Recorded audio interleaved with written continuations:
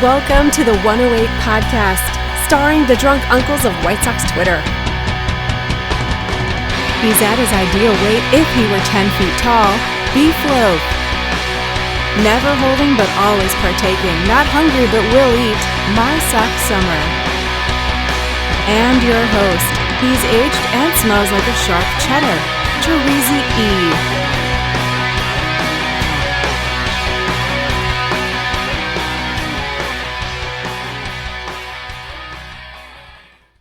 Thank you, Chorizy. Welcome to the From the 108 podcast. Get ready for baseball, beer, and bullshit. I'm Chorizy E, and when I say, here's the thing, or when I swear, you drink. If My Sock Summer uses our real names, or doesn't know a baseball player, you drink. If Beefloaf coughs into his mic, or uses an advanced stat, you drink. My Sock Summer, how you doing? I'm doing good.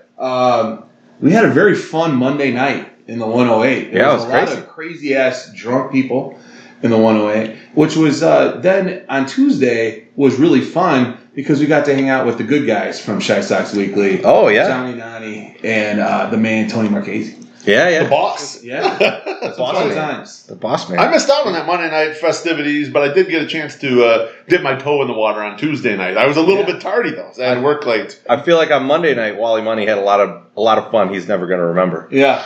There's a lot of fun that didn't happen. Sure. A lot of fun that didn't happen. Beefloaf, how you doing, man? I'm good. I was cracking up just listening to you say that because I was laughing that the audience didn't get to hear all the banter before we got on the mics about how the after show. So a lot of you probably don't watch the after show, at least just based on the views on YouTube. But we do have an after show after this is over. We talk about some random topic.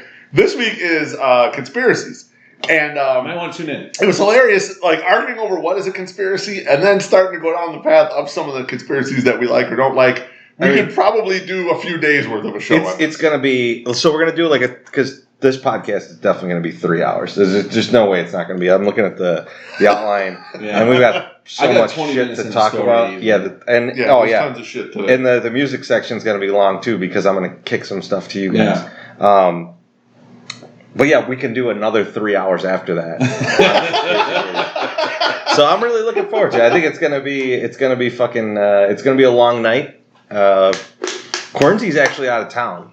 Oh, she's in Boston for work, just by chance. And she's there for Game 7. That's crazy. And That's some shit. She said she's at some bar with like a very little TV. She's watching a tiny TV. Which is perfect. I think that's exactly how it should be. I don't know if you guys saw this on the internet, but Justin Bieber apparently, yes, he's trying to get Tom Cruise to fight him and get in the octagon, and they want to have Dana White oversee it. They want to do like an MMA fight with him. Yeah, which I thought was so weird because initially when I saw it, I'm like, Justin Bieber's like 25 years old. He's going to beat the shit out of this old man. Yeah. And then there were a lot of people. Yeah, I was going to say there were a lot of people sort of snapping back. Nah, they're not sure. They think Tom Cruise would have a chance in. So it got me thinking a little bit. What's the difference in size, though?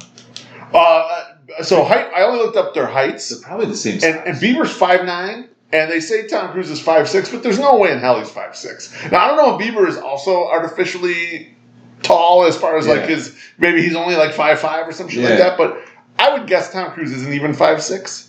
I don't know. I think he's probably kind of small and like he'll get his ass kicked by a guy who's 30 years his junior. But he's got like the power of Zorg on his side, right? Like, he's a Scientologist. Yeah, he's a Scientologist. So like he has like power crystals and shit probably like in his ass, so he can like start beating the shit out of people. Well, my theory is that he'll probably lose the fight, and then because he's a Scientologist. He's able to have people killed. Yeah, so he'll just have people killed right after, right? They're really good at stalking people. He's going to have them whacked out or whacked off. We don't know which one. So it got me thinking, though, like, if you guys had, I was like, we should do a little bit of a challenge here. Not actually go through with this, but just, a thought exercise. If you had to pick someone from Sox Twitter, and we'll do the inverse because we're older. We're the old guys. If you had to pick someone from Sox Twitter who's younger than you to get into the octagon with, but it's got to be someone around your height and weight. Who are you going to pick? Now, I figure I'll lead off. I'll give you guys a chance to think this through a little bit. I already know who I'm going for, but so it don't even matter. I thought I got to pick a big beefy boy. I got to pick someone who's 108 thick. So I decided that the dude I'm going to pick is Doughboy SVO. Remember meeting that guy in the Red Bar? That guy gave me shit. That guy will fuck you up. Okay, here's what I thought. We're close in weight. I'm taller than he is.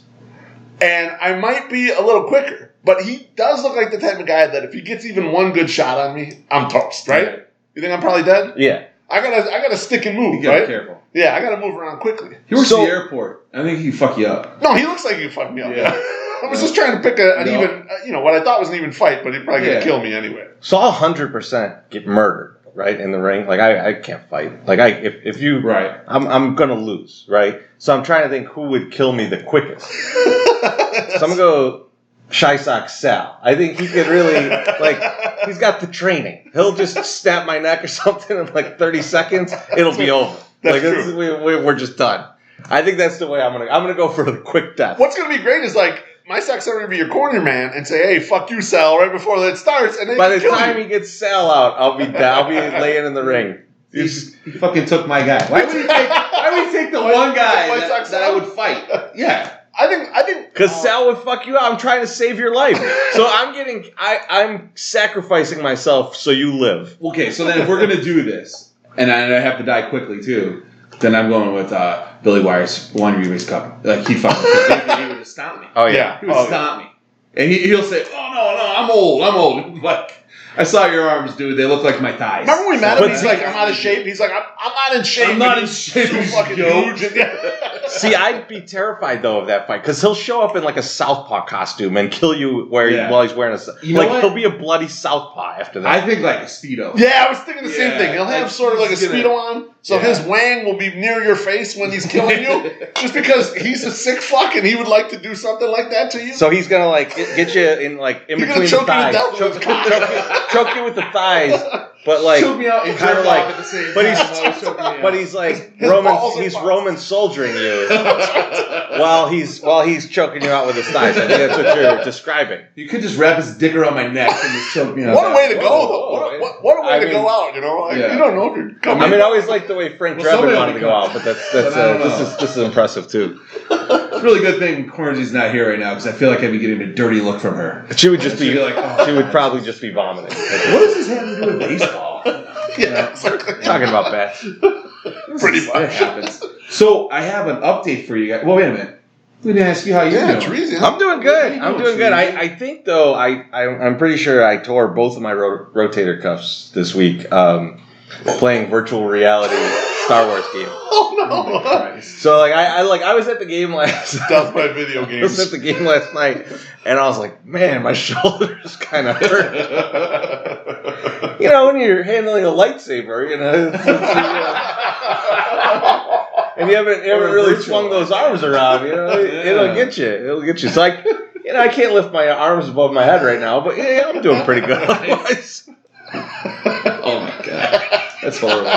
I can barely walk, and your arms are all. Now let me ask a question. Yeah, you guys are walking movies. I feel like the only one's 100% healthy. That's why we're gonna die in the octagon. Here's my question for you, Chorizy. Do you get in on this when maybe you're a little been doing the 108ing a little bit, or you do it stone sober? So I got to do it sober because the VR thing it's got the headset and it's kind of disorienting. So I think if I did it drunk, I would probably just pass out or something or die. I just envision you as Steve Carell's character in 40-Year-Old Virgin. That's you have a framed poster of Asia behind That's you. a lot what it's like. That's a lot what it's like. I would. That's what he had. That is probably the best way to describe it. Only the Catherine Keener in this situation is far more disappointing than the one in the movie. Holy shit. Sometimes you can tell, I feel right now, we're in that zone that we used to get, that we get in the soak, where everything's funny to each other, and it's just, this is going to be a long episode. It's going to be great. It's likely that it's not funny to anybody else. The listeners won't laugh once. A lot, yeah. So I have a J-Mac update. Oh! There was, he posted on his Instagram that there is a new girl that he took out for a test drive. Her name is Gabby Carter.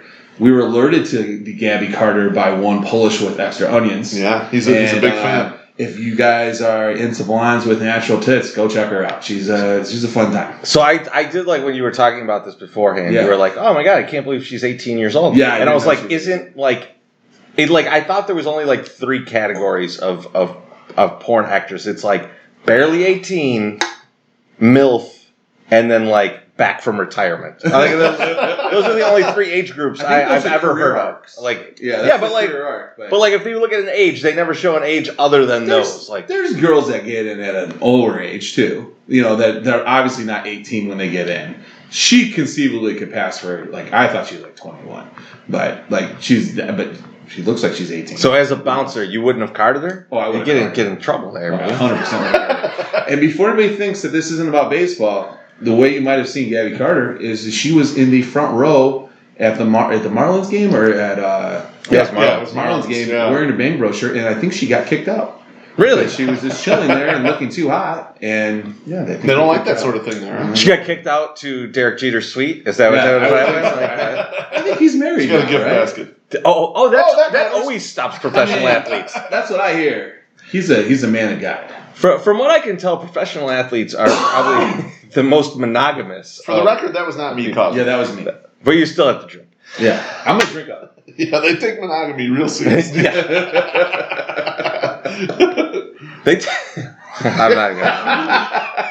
not gonna. You stop showing on me. I just knew if I tried to explain what I was going to say, it was going to take too long, and it was a weak shot at NFL owners. Do you have the virtual reality game in your house? Yeah. Nice. It's right in the other room. Is it really? What do you think I would be doing? Do you have a room? I don't know. Maybe at work or something. Envision you in an arcade or something. Yeah, and let me come clean. I was playing Dance Dance Revolution. I blew out my knee and my arms. I don't think your shoulders would hurt after Dance Dance Revolution. Well, you don't dance like I do. You've seen the video. You've seen the GIF. That's true. A lot of arm. All right. Let's talk about the White Sox. Man. Or do we want to talk about what we're drinking first? Because we're drinking Goose Island. Yeah, we're drinking a lot of Goose Island. A lot of Goose Island today. We're 3-1-2. I may have been drinking before this, too. Something just to be totally honest. All right, so White Sox talk. Nicky Delmonico. Stakes. He gone. Released. First. Left. What's going on there? Let's hear about it. Well, basically it looks like a functional move for the White Sox 40-man roster because Nicky Stakes' shoulder is fucked. He's going to be out for the rest of the year. Okay. They wanted to free up a spot on the 40-man. They are effectively sort of removing him from the 40-man. It's not likely some other team is going to scoop him up, put him on their 40-man, especially while he's injured like this. So they may try to sneak him back on outside of the 40-man after the year. That's what I thought because there's no reason to actually cut him right now because you could just put him on the 60-day IL. Then he doesn't count against your 40-man. Right? And you can leave him on there for the rest of the season and then deal with it afterwards. However, if you cut him right now, no team's going to pick him up. Right? No team's going to pick up a guy with a shoulder injury and waste the spot on him, right? No. It's unnecessary. I mean, if they do it right now, there's the possibility of going okay, we'll sign you back. And then just put him into the lowest level of ball and just hide him there. And it's not really taking up any space then. And it's not taking that spot on the 40-man. That's true. It could also mean, though, that this shoulder injury is serious. And his career's over. It could be just it. It's just that he's done. He's not going to be able to play anymore. I mean, nothing sort of came out. And I did see people were tweeting that he deleted his Twitter account. He deleted his Instagram account. So he apparently took it very hard. Before I had heard that, though, I just envisioned him being like Scarface and Half-Baked, quitting his job. Fuck you, you're cool, fuck you, that shit. Peace, I'm out. I'm going to guess that's not what happened. I think he's probably pretty upset to not be still on the roster. So I hope it's what I was saying, and that they bring him back in some capacity, because I do think he's a good quadruple A player, right? Where, you just leave him in triple A, and if shit goes wrong, he's a good guy to bring up because he could play first, he could play left, or he could play some right. He's an okay hitter. He's going to hit for an okay average. Yeah. He's not going to have a ton of power, but a little bit. He's basically the quadruple A guy you want. So they have that there. It's not a bad guy to have. So I would love it if it was him because he seems like a fairly nice dude. Let's have him play that role, but it's very possible this is just the end of the road. Yeah. So this is what concerns me, and you said it. Beef, that he deleted his social media accounts. He did, yes. Well, that's what I heard. I didn't go look. No, I just looked, and he's not up there anymore. And that's the bad part to me, because I don't know why he would do that. Right. Because I hope it's just something totally unrelated. He's like, all right, I'm done with this, because he's had issues. Yeah. And I just hope that he's I don't know. I know I don't want to listen to people, and this has been an interesting week to talk about this, that, like a lot of the internet bullies and like people sending you shit and saying bad things to you over the line. Maybe you didn't want to deal with that. Yeah. I mean, that's very possible. And I hope, and for the most part, I hope that's what it is. That he's just gonna stop it right now before anybody like starts to talk to him. I really hope it's not something sinister that happened behind the scenes that we're gonna find out in 3 months. Like, oh, Nicky Namalko did such and such, and now that's why he was. That's really why he was released. Yeah, because I want to keep him in a good light at this point, and I think he's a really good guy. He's a really incredible, nice person at Sox Fest. Signed for everybody that year that he came up. Was just killing it, and he had a rough go after that. Like, he got hurt last year, got hurt this year, and he just hasn't bounced back. It could also be possible that, like, social media is just something he's not into, and if he's not on a team... so into it. Well, maybe, right? Or maybe, that was part of, like, being a player. Yeah, here's my brand. Like, I need to do this to keep everything going and he to be sold it well then. in the limelight. And then if that's not there, like, what the fuck does he need it for, right? That might be like his kind of point of view. And he might just be like, all right, well, I'm out then. Like, I'm just gonna, I'll spin it back up if I get, land with another team. But if not, I'm just gonna kind of, go do my own thing and just be anonymous. Hang out with my hot chick. Go hang out with my family. Yeah, right. See what happens. I mean, Chorizy, just to circle back on your thought on, like, this is like a fine quad A player and everything. Nicky had 3 minor league options. He was burning one this year. Yeah.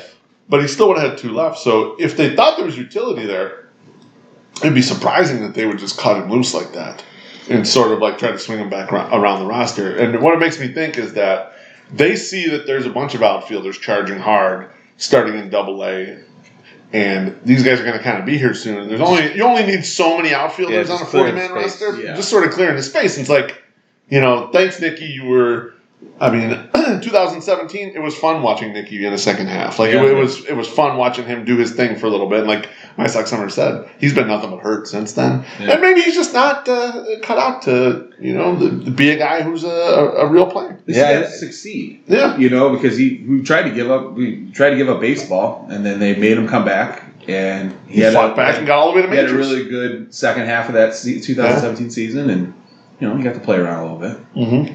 Also, like, just thinking about Nicky, one of his positions, first base. Yeah. It definitely also shows that there's, you're just looking at it, you notice again that there is a lack of depth at first base in this organization. There's just nothing. There's some girth. There's some girth, but there's no depth. There's no depth. Yeah. There's nothing there. So, like, one thing I want to talk about tonight is, what is Jose Abreu's future with this team? Speaking of first base, what are we doing with him? It's his last year on his contract. Yeah. So he's a free agent after this year. Are we keeping him? Are we trading him? Are we trading him and trying to re-sign him? What are we doing?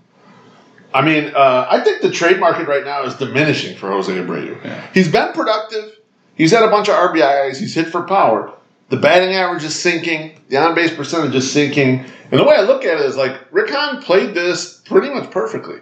Like, if you would have asked us 2 years ago, we would have said, Jose Abreu is still in his prime. They should extend him, put some more money on the table. He's hitting great, etc. The last 2 years, a lot of the advanced metrics, too, are shrinking. Like, as of the other day, last time I checked, probably Monday morning or something like that, Jose Abreu was 18th in WRC+. That's weighted runs created plus out of first baseman, qualified first baseman. I thought that was some bullshit fat or football stat. What qualified receiver, something or another. What qualified means is that you've played enough to qualify for the batting title. So there could be guys who are better than that, just haven't played as much.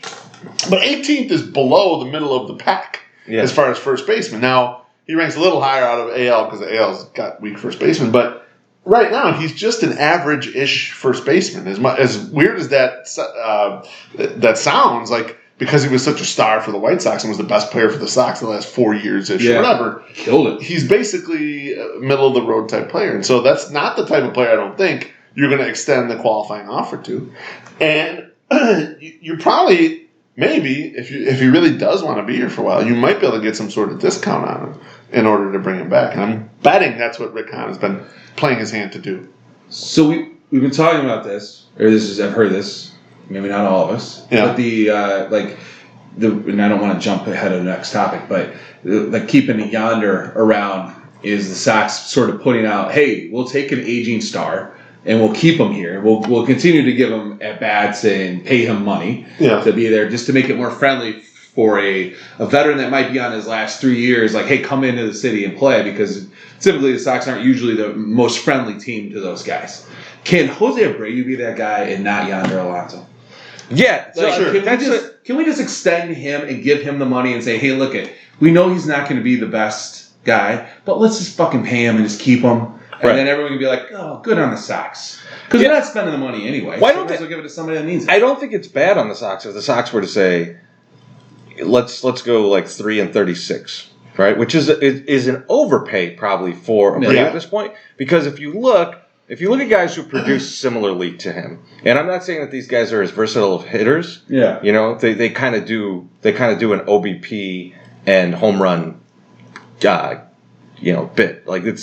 But Mitch Moreland, Justin Smoke, they're both going to be on the free agent market this year, right? Along with Abreu. Yeah. So they drive the price down on Abreu immediately, right? Right, because there's more of that commodity out there. It's just more of that shit out there. I mean, you know this game well, my Sox.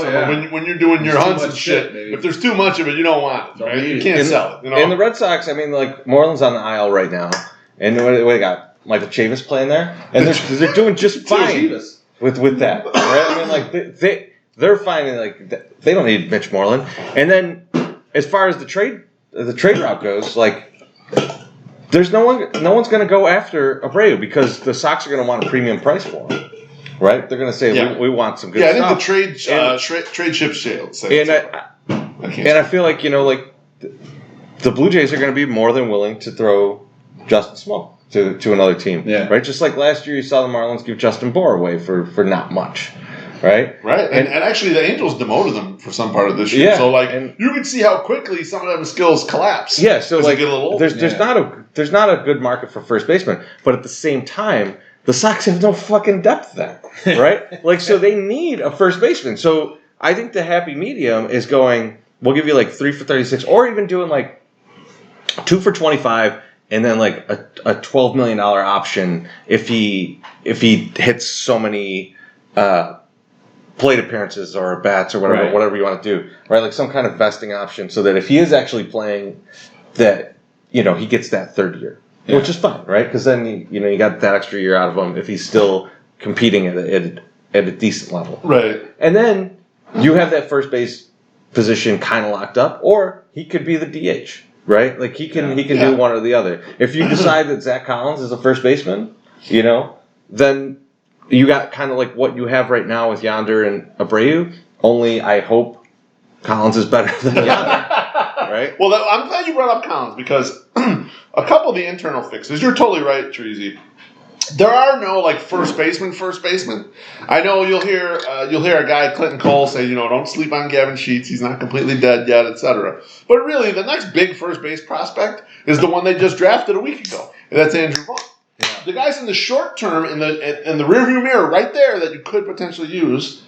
I've heard people talk about converting Eloy, and as rough as Eloy looks in left field, I would prefer to have those 35 home runs ish per year in left field, and let's add another one at first base because I'd want to just get as much power as I can out there. And the other one I heard was Zach Collins. Now here's my issue with Zach Collins, and here's why. Here's how to think about this from the Beefloaf standpoint. If you think you want to compete in 2020, if you're set on, we have a competitive team, we're going to try to win in 2020, you cannot settle on Zach Collins being your first baseman. Here's why. Zach Collins may outperform Jose Abreu next year. It's certainly possible. But there's tons of volatility in his performance. He may come up and strike out 45% of the time and stink and be horrible. And then you have exactly. And you have nothing, right? So you could be in big trouble. Now he may come up and smash the ball. Yeah. But if you want to compete, you'd rather have that baseline of a guy like Abreu. Doesn't mean Zach Collins can't mix in there and be part of the 25-man and DH sometimes and sort of like what you're saying, Chorizy. Be in there as part of the lineup and maybe give Abreu a break against a tough right-hander and sort of like not platoon it completely, but they'll both get their at-bats, but just have good hitters in there. Can I ask for one fucking thing for once with the Sox? Can we just have like a roster where there's veterans who are adequate at their position, and the guys that are coming up that we're all excited about, force them out of their position. Have to beat them. Yes. Like I'm getting really sick of people going like, all right, well, next year it's going to be Madrigal at second, and then Andrew Vaughn's going to play first. It's like, no, none of these guys are ready to be in the major leagues. And what you need to do is go out and sign someone, put them in that position, and hey, sometimes you're going to sign a guy, and it's going to be like fucking Yonder Alonso, right? But guess what?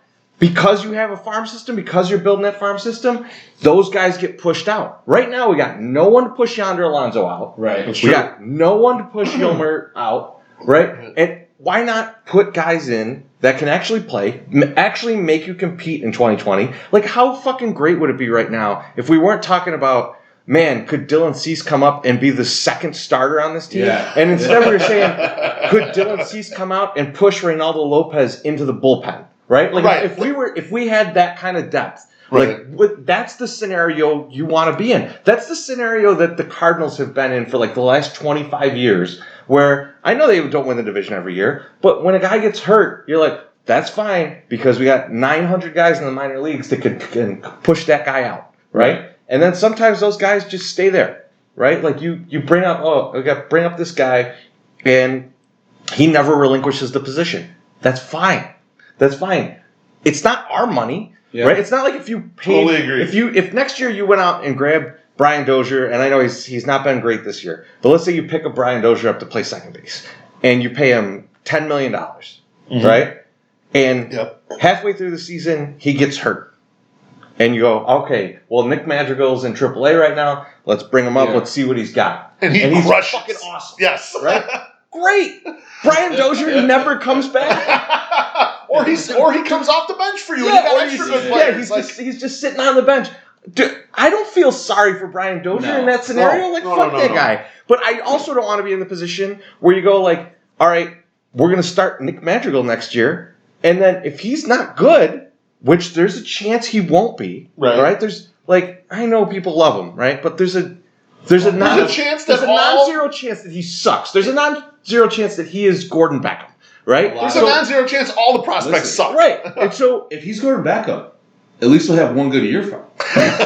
But it'll be a third. Yeah. So like if he's no good, then you don't have anything else. Like you're counting all on a guy who's never played a major league game. You can't do that. You can't go, we don't need Abreu because we have Andrew Vaughn. Andrew Vaughn is years away from being in the major leagues. You would hope. And guess what? If we sign Abreu for 3 years, and after 1.5 years, Andrew Vaughn has just torn through the minor leagues. Great! We could play them both. Why we can trade one of them. Trade one of them for somebody that we need. That's right. Like, just why not stack up a bunch of good players? Like, I know we don't want an abundance of talent. That's exactly well said. I mean, Sox fans you're in an echo chamber, right? But you don't. A lot of you aren't looking out there at the rest of the majors, right? Yeah. Go look at the Astros. Kyle Tucker can't get on the fucking field. They just got Jordan Alvarez up there, okay? These guys would be the best outfielders on the White Sox tomorrow, right? But the Astros are a good team, and they hold on to a lot of talent, and they make sure, okay, well, this next guy up, he's got to beat that guy out, or like Chorizy saying, if a guy gets hurt, then you get your fucking chance. The Dodgers could barely get playing time for Alex Verdugo. Again, Alex Verdugo would be the best outfielder on the White Sox if he showed up here tomorrow.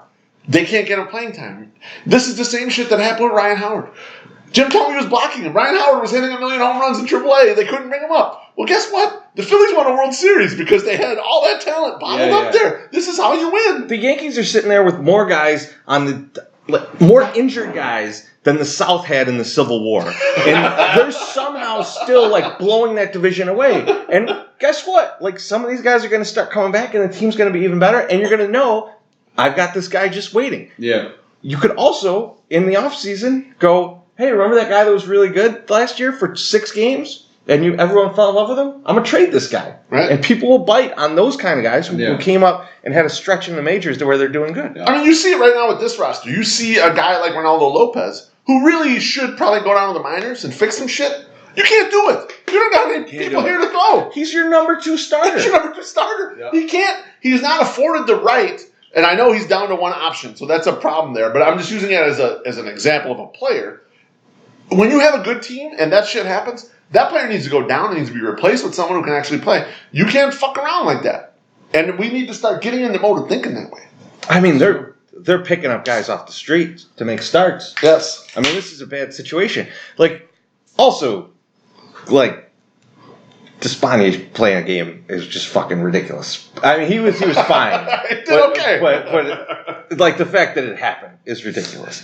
Now, speaking of ridiculous. He was like Eddie Harris pitching in you know, like, the KY ball a couple times. I think the favorite thing, we were sitting there watching the game, and like, his picture looked like a doctored picture of Ronaldo Lopez. Yes. It was like they didn't. It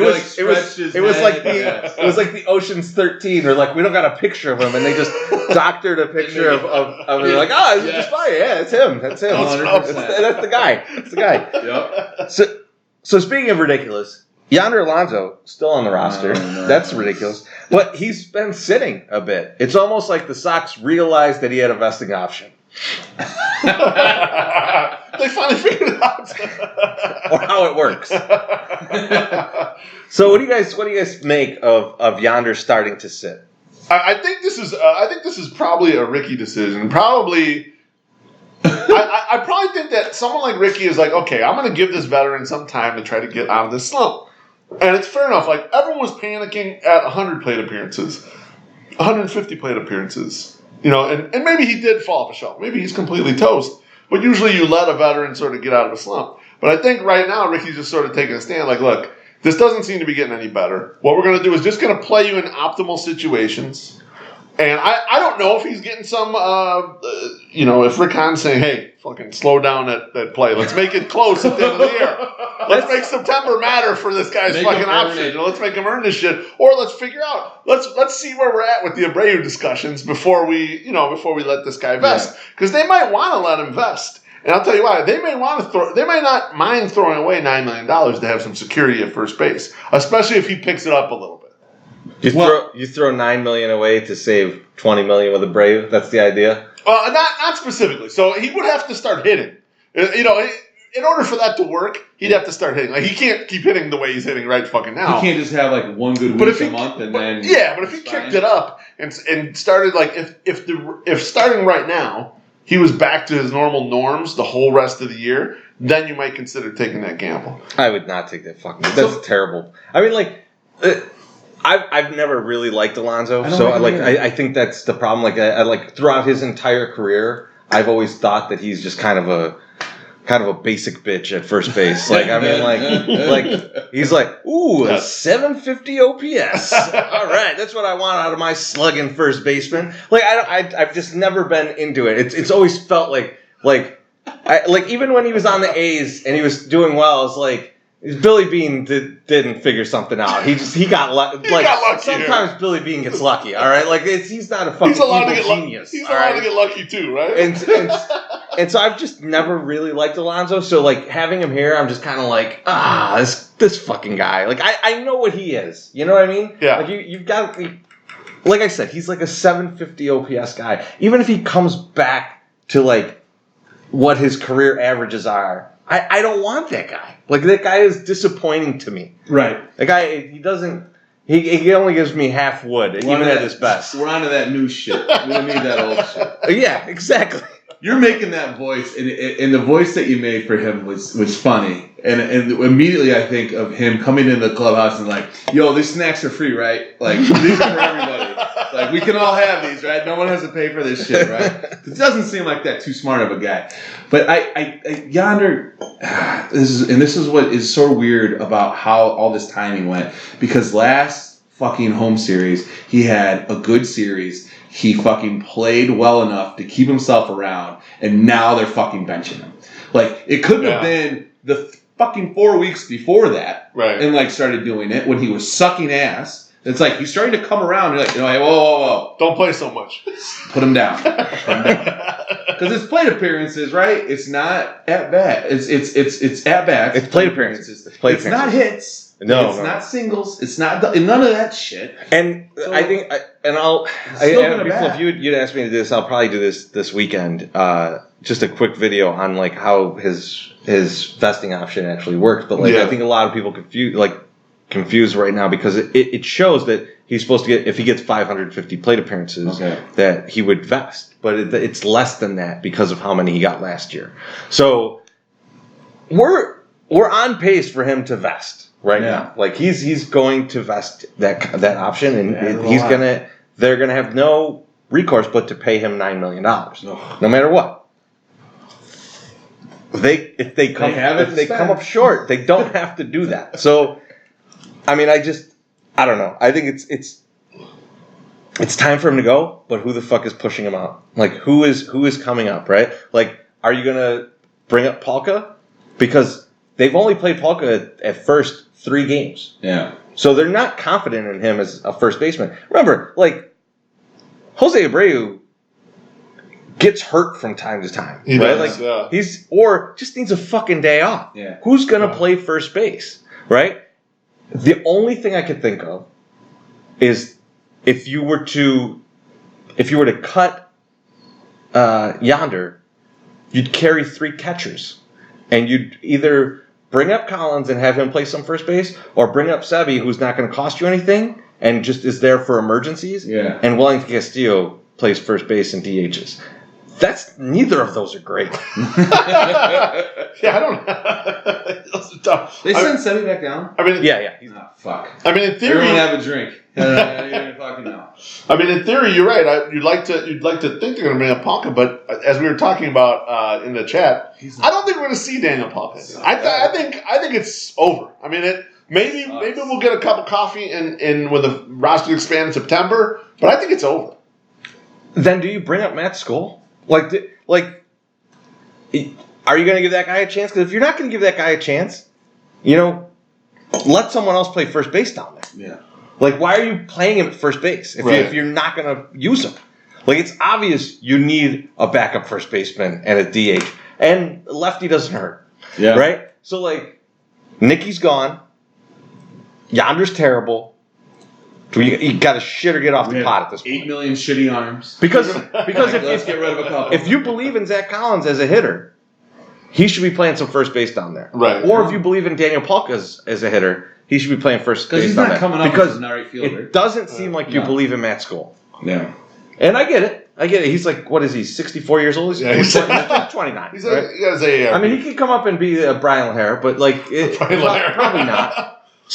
So yeah, much sought after Brian LaHare. Start moving stuff around, man. Yeah. Start doing something. I don't think any of that happens. They're not. They're sticking with it. They're going to stick with it. I think Hahn is going to stick them with this roster. I don't think you're like the progressive move.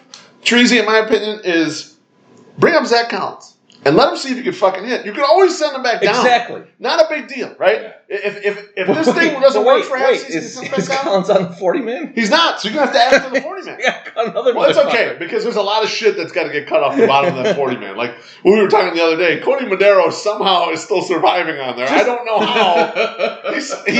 They're like, we're going to turn him into a starter. He's like 0-7 with like a 48 ERA. I mean, like, and he's in Birmingham. Like, Birmingham is ultimate pitcher's park. Like, Dylan Cease's ERA was like 0.01 down there last year. This guy's ERA is like 90. I mean, let's clear some space right now. Let's just get rid of Cody Madero, send him to the moon or wherever, and then put Calvin Herrera on the 60-day IL. He's got the back of Mr. Burns at this point. Like, that shit is done. All right. I gotta stop all this right now. Too much negativity. Let's get excited about something. Something positive. Yes. Eloy Jimenez. Oh, baby. Man. Seems to be figuring things out at the plate. And he's bad in the outfield. But let's not even talk about that. Don't worry about that. What are you guys feeling on Eloy? With what is he if he figures it out? What if he figures out he can knock the shit out of the ball? We've seen that. Yes. But if he figures out and he starts getting on base consistently, what are we getting here? I mean, as long as he stays healthy, fuck. Like you're good. That's good, right? I mean, that's gonna be something special to see, especially this season, because a home run a game from him or a home run every 3 games from him is gonna really flip up like how many wins we're gonna get. I feel like it's gonna get people excited. Buy your fucking tickets now, folks, because it's gonna be a fun show and people are gonna talk about this year like they talk about the Nirvana at the Martyrs or whatever. And it's just like you're gonna be like, oh, I saw him, I believed him since the beginning. If he stops hitting though, everyone's gonna hate him. But so I think it's. I mean, it doesn't look bad. No, that fucking home run last night was he crushed the shit out of that. Yeah, I was very happy to be in the park for that. That was a fucking destroyed that monster shot, bro. I was walking in when that shit happened. I was like, oh my god, where did the ball go? I didn't see where it landed. I saw the outfielders go back. I'm like, oh, it's obviously gone. And I was sort of looking more in left center. I'm like, where the fuck is it? I thought, okay, I just lost it. And then when I came down to the seats, you guys were like, oh, did you see where that landed? And they showed me the video. I'm like, holy fuck, that shit landed where Tommy hit the ball in the blackout game. Like, that was further than that. Like, supposedly it was a foot further or whatever. Yeah. Was it a foot further? That's what I read, yeah. I was listening to Sox Machine. They did their live show last night. I was listening to it this morning. And Jim and Josh were talking about, even though Eloy's had a slow start, and Brandon Lowe from the Tampa Bay Rays has actually been killing it, their second baseman. He's got 14 homers already, he's hitting 280, good on base percentage, all this shit. But they're like, do you think Eloy still has a chance to win this thing? And Jim's point is like, yeah, because if Eloy goes nuts from now on, he gets to 30 homers. And I had been thinking about that previously, even before he hit that crazy homer, because he looked like he was starting to catch on in KC. And I looked at the September schedule, and the Sox literally have 4 hard games and then a bunch of fucking dummies in September. And even worse, the teams are going to be even worse because a lot of those guys are going to shed guys. Oh yeah, or they're going to shut people down, and you're going to have a lot of AAA pitching coming up, and he's going to fucking smack in September, man. If he keeps this thing going, and you know what? He's also going to be doing. He's a handsome cat. He is a fun-loving cat. He's going to be feasting on the women of Chicago. That's all. My Sox summer. He's going to be feasting, motherfucker. Hey, you know he is. I don't want him out with Babe Ruth flu. All right? I'm not saying. I'm just saying. Wrap it up. He's tall. He's good looking. He's talented. I mean, that's the way it goes, baby. What do you want? So the way I was thinking about this is... I can show him the ropes over at Bottles and Bonds. That's right. Talk to her. Don't talk to her. Give her some money, don't give her money. You look at how guys get pitched to when they come up, right? And we were talking about this not too long ago. Like a Ryan Cordell comes up or a Charlie Tilson comes up, and they're getting a lot of fastballs, right? They're getting just a lot of straight stuff to see. Like, I don't know who this guy is, so I'm just going to put him in the strike zone. I don't think he could really rock me. And so they usually start out pretty good, and then they fade off. Eloy came up. Everyone knew who the fuck he was, right? Yeah. They had tons of tape on this guy. Everyone knew what they were doing. So they're throwing him all kinds of shit, right? And he's getting his first taste of true major league good shit, right? Yeah, guys are coming at him.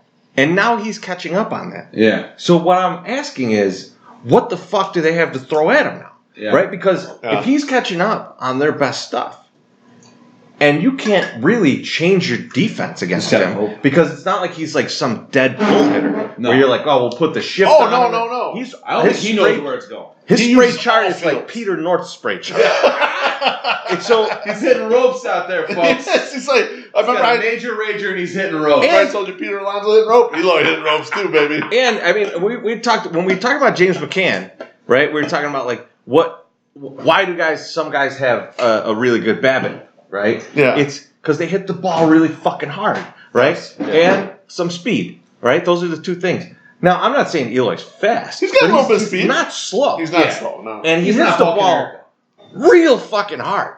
So if he's hitting the ball real fucking hard against pitchers throwing their best stuff, and he's 2 months into his career, holy shit. Yeah. Like, you're not kidding. this is a guy we've been waiting. This is the hitter we've been waiting for since Big Frank. Like, this is the guy. Really is. This is truly the guy. Let's take a beat. I'm not putting him in the Hall of Fame. I'm not putting him in the Hall of You're Fame. not saying he is Frank. Wait a second. You're saying since Big Frank, we haven't had a dynamic We hitter haven't like had this. a skill set like this Right. since Big Frank. Yeah. Jose's probably the closest, Abreu was probably the closest. Yeah. but we got Abreu very late in his life, right? Yeah. I mean, like, because he was, what was he, like 26? 27 when he came over? Something like that. But he's also, he ate his passport too. So let's assume that he was 34. So now he's like 40. So, Jesus Christ. That's a little talked about story, but it's funny. it's an awesome story. It's an awesome story. And that's why you extend that guy. He's willing to do anything. You guy fucking did that to come play for you. You fucking extend that guy. But yeah, so like, I mean, like, he has this incredible skill set. I know. I'm not trying to jump ahead of myself. Right. No, you know how pessimistic I am in most regards when it comes to players, especially when it comes to me. But if he disappointed more. That's right. I'm sorry. I get those two confused. Pessimistic and disappointed. I don't know. If he has all these things, this is the skill set you've been looking in for a hitter. So move him to DH already. No way. I totally disagree. He looks awkward as fuck in left field. But he's going to get it. He's going to catch on, and he'll be passable in left field. I don't know. I think he will. That's true. Like Carlos Lee? No, he'll be better than Carlos Lee. He'll catch on enough where it'll still look horrible, but it'll be okay. It won't be so terrible. I just don't want to, like, I don't want him to get hurt out there. Like, I'm looking at him like a deer on ice out there. Like, he got scared after that one time he got hurt. Now he doesn't go near the wall. He just lets the ball hit the wall. I was laughing because remember that one game we were talking about, a dog with the electric fence. Luis Garcia's 5'8", and he jumped up in right center and saved a home run over the wall. And then later on in that game, Eloy is 6'4" or 6'5". He's back up against the left field fence. And you guys have walked in the field. You know how high the fence is. My second summer, you and I can reach up and put our hand on the top of the fence, right? Yeah. Without jumping. This motherfucker, that shit landed 3 inches above over the fence. He fucking missed it. He didn't catch it because he's too scared against the wall. I'm not worried about him getting hurt anymore. He's just not going to catch any of those ever. Okay? Ooh, that wall hurts. That ball, I'm scared of that ball. Fuck that. We play 162 games. I am not going against that wall again. When he got hurt, though, he kind of jumped at it or something. Like his legs were. Yeah, it was a real awkward jump. It's not thought the padding was fucking soft. No, it's not. It is like soft. concrete. What he thought was that he was going to hit that and boost himself up. But that's not how it worked. No. Maybe he's a fan of parkour. That's what he thought he was doing there. What do you think? It looked like one of the. It looked like one of those Thrasher skateboard videos where everyone's just getting hurt. That's what it looked like. It's like the one where the fat guy goes down the little ramp and snaps his ankle and the foot goes the other way. It's the most fucked up video. God. All right, shit, man. Let's get back into doom and gloom. Aaron Bummer has been great. Until last night. Everyone's gonna have an off. A little bump in the road. But he's been very good this season. But we've seen quite a bit of him. Yeah. I feel like I've seen him every night. I know that's not accurate, but it feels like it. And so the question to the group is Ricky pulling a Nate Jones on Aaron Bummer and just murdering his arm? I'll tell you what I wrote down, and then we can move to Beefloaf for some real analysis. I wrote, not sure. I'm really not sure what we're My favorite vice president. I don't know. Not sure. But the original question was, will Ricky Nate Jones Aaron Bummer to death? And my answer is no. I don't think he will. And I actually think it's an optical illusion that you think you're seeing him all the time. But you are seeing him all the time in high leverage situations. He is getting used in the 8th inning. Yeah. Him and Calvin Herrera are getting used sort of interchangeably depending on matchups. And then if the matchup dictates in the 7th where they need him, they use him there. So they are using him a bunch. But I don't think there's a chance for overuse. In fact, Ricky's pretty careful across the pitching roster about overuse, with the exception of Reynaldo Lopez.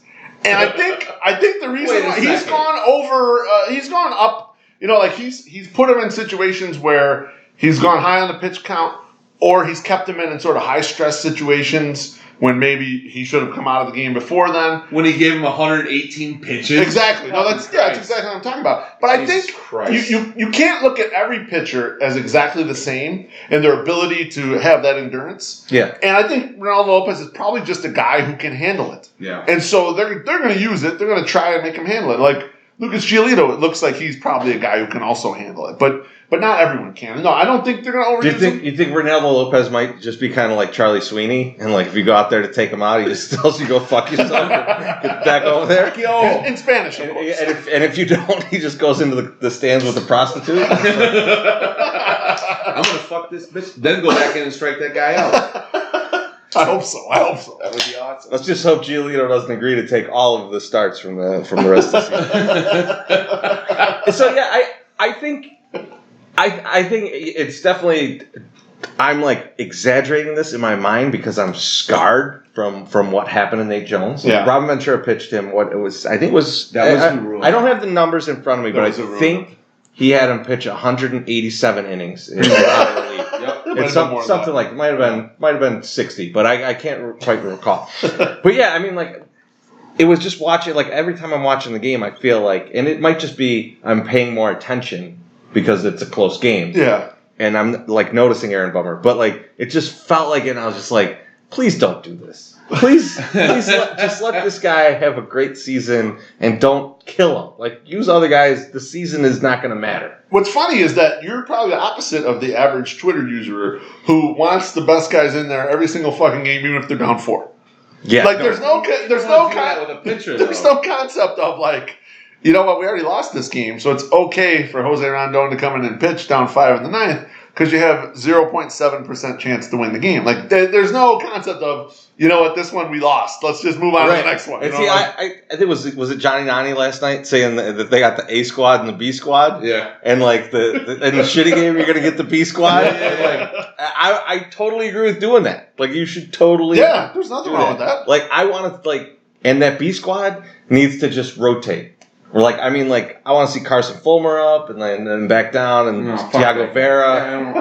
I want all of these. I want all of these worthless guys. Caleb Frere using their arm in the worthless inning instead of my good guys. Right? I want Aaron Bummer to be nice and rested. I want Alex Colomé to be fresh all the time. Well, Chorizy, only have to bum hunt. Like that's all I want to do. There's an even better reason to fucking do that shit too. Chorizy, there's a better reason to do that. You might find somebody when you're doing that because you're going to give them some run and you're going to give them some low pressure run, and maybe they figure some shit out and then you become a guy. You know, it's not Cody Madero stuff. It's not Cody Madero. We're going to fly him to the moon. No, if it's possible, or take a boat. We'll send him to the moon. We'll talk about it in the post game show if that's actually something that could happen. Yeah, exactly. That's right. Well, I'm sure. All right, next guy. More Sox talk. Speaking of. My Sox always getting burnt out on I'm going to start Googling stuff. Speaking of pitchers, there's a guy in the minor leagues right now that I think most people are very hot for. Might have heard about. Ooh, very hot. White Sox Twitter is on fire. Supposed for to be one yesterday. Dylan Cease. Yeah. He was supposed to be up yesterday. Where you guys sources heard that where he you guys was supposed to start Tuesday? Where you guys at on Dylan Cease? Does he need to come up or what? Okay. Here's the deal. Here's the thing. If we're going to bring him up, people need to fucking relax their shit and understand that he's not going to come out the gate and just blow the fucking doors off everybody. Yes. Yeah. Okay? I don't think he's the same type of pitcher as a Michael Kopech. Like, where he's got the heat and he's just going to come and just, like, wow people. Best thing that ever happened to Michael Kopech is 2 fucking rain delays. Because he was getting shelled in the 1 rain delay. and then so people kind of forgot about it. Yeah. And he had 1 full game and he won that fucking game. Yeah, it's great. So he had 3 shots. He won 1 out of 3. Baseball, that's a 33% average. You're doing fine. Right? Like, if you succeed 1 out of 3 times, you're doing really good. Well, not for a starting pitcher. Yeah, I'd like him to succeed a little more. I understand. Right? Shut the fuck up. 2003 Mike Maroth season. Let me go. Jeremy Bond. So I just would like, if he does come up, and they do bring him up, they need to be fucking nice to this guy. And, like, not jump all over him when he fucking has a piss poor outing, because it's going to fucking happen. Because he's not pitching against top tier talent at this point, obviously. But I don't know. I like, we've been listening. My natural instinct is to keep him down.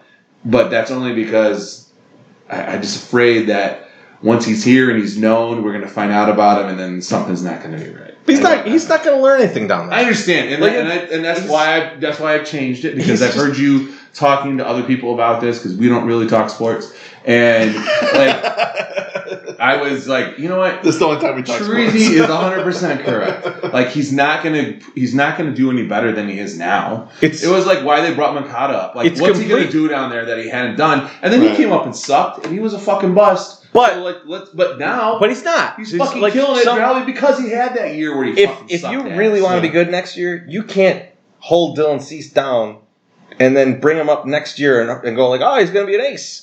Like you have to get him up here this year. He's got to start pitching against Major League against Major League batters, much like we're talking about Eloy a second ago. Yeah. Right? Like he's going to have to figure shit out. Let's have him figure shit out this year when it doesn't really matter. Yeah. Right? And it doesn't cost you anything extra. So that like there's no financial justification to keeping him down unless you keep him down until like fucking May of next year. Is he which they're not going to do. Are they going to try to sign him to a longer deal before he even gets here? Maybe. Like because that might be why he's not here. That might be what they're fucking around with right now, which I would be they're doing him dirty if they that's totally not surprised that that's happened.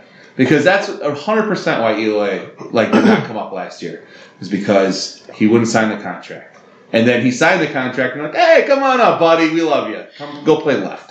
What do you got, Beef? I'm going to play devil's advocate here. Uh-oh. As much as a fan, I would fucking love to see Dylan Cease up here tomorrow. Pitching on Thursday night against the Yankees. Just fuck those Yankees. I don't think he's been quite as dominant or quite as seasoned in the minors as Michael Kopech was. Like Mike Summer was saying, it doesn't look like the same thing.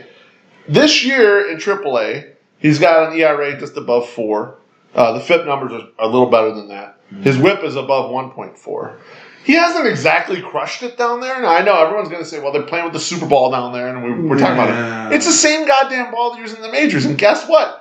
Here in Chicago, those hitters are going to be much fucking better than the bullshit guys that are down in AAA for most of these teams. Yep. So my understanding, the way I'm sort of reading the situation is there is a thing or two things that they have him specifically probably working on right now, right?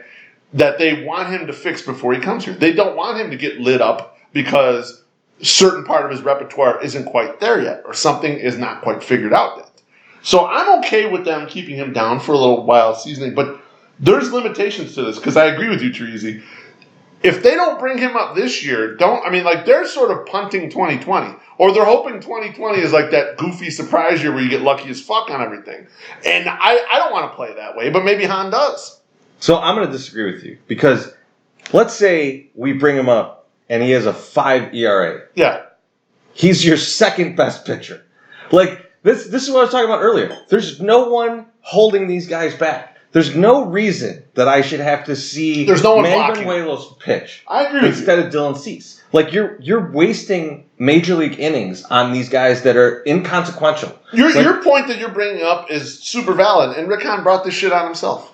Had he seeded this thing with a real major league pitching staff, he wouldn't have to fucking worry about all these whispers. Yeah, people would want the guy, but there would be legitimate talent in front of him, which right now there is not. Right, and then you have to. Then I get. You got to work on this pitch a little bit more. You got to fix this. You got to fix that mechanical thing to get up here, right? But fuck that. He could learn that up here, playing against the guys that he's gonna have to face, and we're not gonna have to question if it's good enough to face major league hitting. Well, no, it'll be right there. It'll be plain and simple. Can he do it? I don't think that he's so soft that he couldn't handle losing in the majors. That was going to be my next question. There are thresholds to this, right? If he completely got his salad tossed, all right? Sometimes that's a good thing. I'm just saying. And comes up and in 5 starts it's a 12 ERA. Does that stunt his growth in any way, shape, or form? I don't know. I don't think it will. Everyone looks at these things like guys are machines, but psychologically there are effects to this thing. So I'm not sure if there would be or not. I'm just throwing the question out there. Do we think Carson Fulmer's early starts that one year fucked him up for his career? I don't think so. I think he just sucked. Yeah, and I don't want Dylan Cease to just suck when he starts and stay there. But was Carson blowing the doors off of the fucking minors? No, he was not good. He wasn't that pitcher. So I I don't know. I don't he think also it's the same guy. might be on the best pitching staff ever to come up and suck and have a guy standing there next to him going like, don't worry, you could get through this. Because I was the worst pitcher in the major leagues last year. So, like, there's a good support there's group. some support there of a guy who just went through this 6 months ago. So, like, I don't know. I just feel like it's pointless to keep him down. You have not built a roster where you can keep him out of the major leagues. So just bring him up. You're not going to hold him until next year. That's fucking ridiculous. Yeah, that You're would not be gonna insane. do that. That would be so insane. just bring him up now. There's no difference in having him work that shit out down there versus work the shit out up here. Like maybe a few earned runs. Like I mean, like that's the difference. Well, if you work the stuff out up here, you know for sure if the Then it shit don't works. work, or if it Or- does work. Yeah, exactly. You know for sure. Whereas you're just speculating in AAA. You don't really know because you're not facing the same caliber player. I agree with you. I was just trying to play devil's advocate. I think the main problem though is that Han did not put together a roster good enough to block this kid. Yeah. This kid is he's your third best starter. Let's put it that way. I won't put him ahead of Lopez, although I think he's going to be better than Lopez. But let's just say you put him behind him. There's no one in front of him. this is the price you paid for not doing anything in the offseason. Yeah. You're going to get this. You're going to get this chatter all So over. we're all the gonna way. and everyone on Twitter should be saying, Rick Hahn, bring this guy the fuck up. Like you did not give us pitchers, give us one now. Now give us one, right? Exactly. I was just checking him to see how fucking tall this guy is. 6'2", like 190. He's like, seven. Is he really? He's like perfect pitcher height. He's 7'7". He's Bol Bol's brother. Bull. He's 6'2", 190. Yeah, 6'2", 190. Little beanpole there. All right, last. People compared to us. I mean, like he's a normal strapping tall fella. You know? Last- Like, He ain't playing the line for the Bears. Nope. Last White Sox topic, and it's all my Sox summer. Oh. We're talking garage sale. So Saturday, Sox had a garage sale. If you guys have never been, it's real fun. Gate 1 or Gate 2, go over there to Gate 2, line up early. The first guy there this year got there at 2:30 in the morning.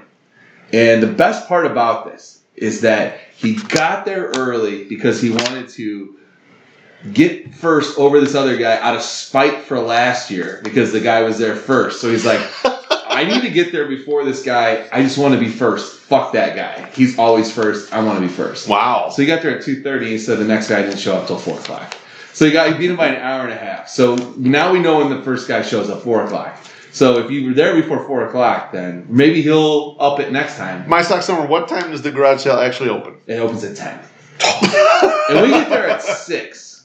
Like, 6 o'clock Wally in the got morning. there at 6. The deal is, for the most part, because my schedule can be a little weird, and depending on how the night goes, Wally gets there at 6 in the morning. I go get breakfast whenever I get up, and then meet him down there. Because Okay. Wally likes to hold court with people. Yeah. I mean, we've made friends with a lot of these guys that are hanging out anyway. Yeah. So there's a lot of bullshitting going on. So, and I got yelled at several times because I did not have a beer in my hand. I was not drinking before I go in there. The problem with the drinking before the sales is then you have to piss. Yeah. Right. And like literally, it's about 15, 20 minutes before all the good shit's gone for the most part. Okay. Yeah, so you want to make sure you're on your fucking game when you walk right in.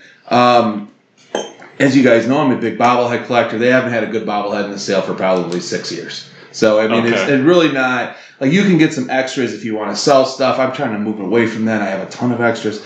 So, I'm not doing that as much. So, what I did this time is I was going through a lot of the oddball shit. Because they have a lot of weird shit there.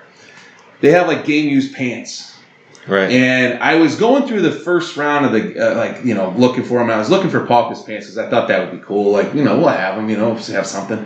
And I came across, like, literally 6 18s, and none of them are fucking Polka.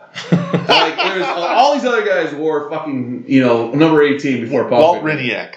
I found, I almost bought Dylan Covey's pants for Dylan Covey's burner. Oh man. But I didn't. And then I almost bought Fulmer's pants for his number one fan, Mr. Classy Town. Oh yeah. And I didn't because I found the gem amongst all of the fucking rough Southpaw's game used pants. I was looking at them and I'm like, what the fuck are these? Why is there this like foam on the bottom of stirrups? And I'm like, what in the fuck? So I went and looked at the waistband and it said Southpaw in it, and I was like, that's interesting. And then I checked the waist size, and I'm like, that's my waist size. So I'm like, you know what? This might not be a bad thing. So I go, these are Southpaw pants. I go, is the jersey here? They're like, no, they keep the jerseys. And I was like, okay.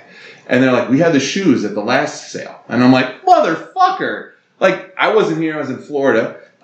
Jim and Wally did not alert me to the fact that they had Southpaw shoes there. I definitely would have because purchased. it's fucking ridiculous. No, I would have bought them. And I was telling guys on Monday, I cannot wait to come to a game. I found the guy that bought the shoes. I'm going to try to get them from him.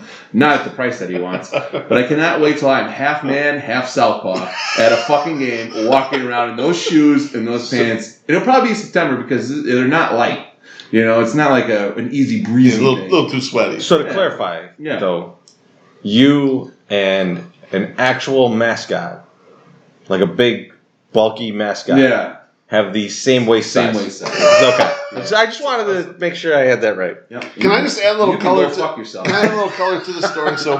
So later on that day on Saturday, all of us were at a high school graduation party. A friend of ours, his daughter graduated from high school. That was a fun time. And that was a fun time. So we're standing around in the circle, and this is like, you know, when you're the age we are, you're standing around in the circle, and like everyone's off doing stuff, eating, and we're just standing around drinking, talking shit or whatever. My Sock Summer starts telling the story, and one of the guys, I think it might have been the guy whose daughter graduated high school. He's like, who the fuck would want Southpaw's pants? And another guy at the thing goes, oh, I bet tons of people would love to come in Southpaw's pants. Truer words have never been spoken. It was that, like, we were definitely going down a path of, like, there's definitely furries that would be into having Southpaw's pants. I'm not into that. Sure. I just think it would be fun.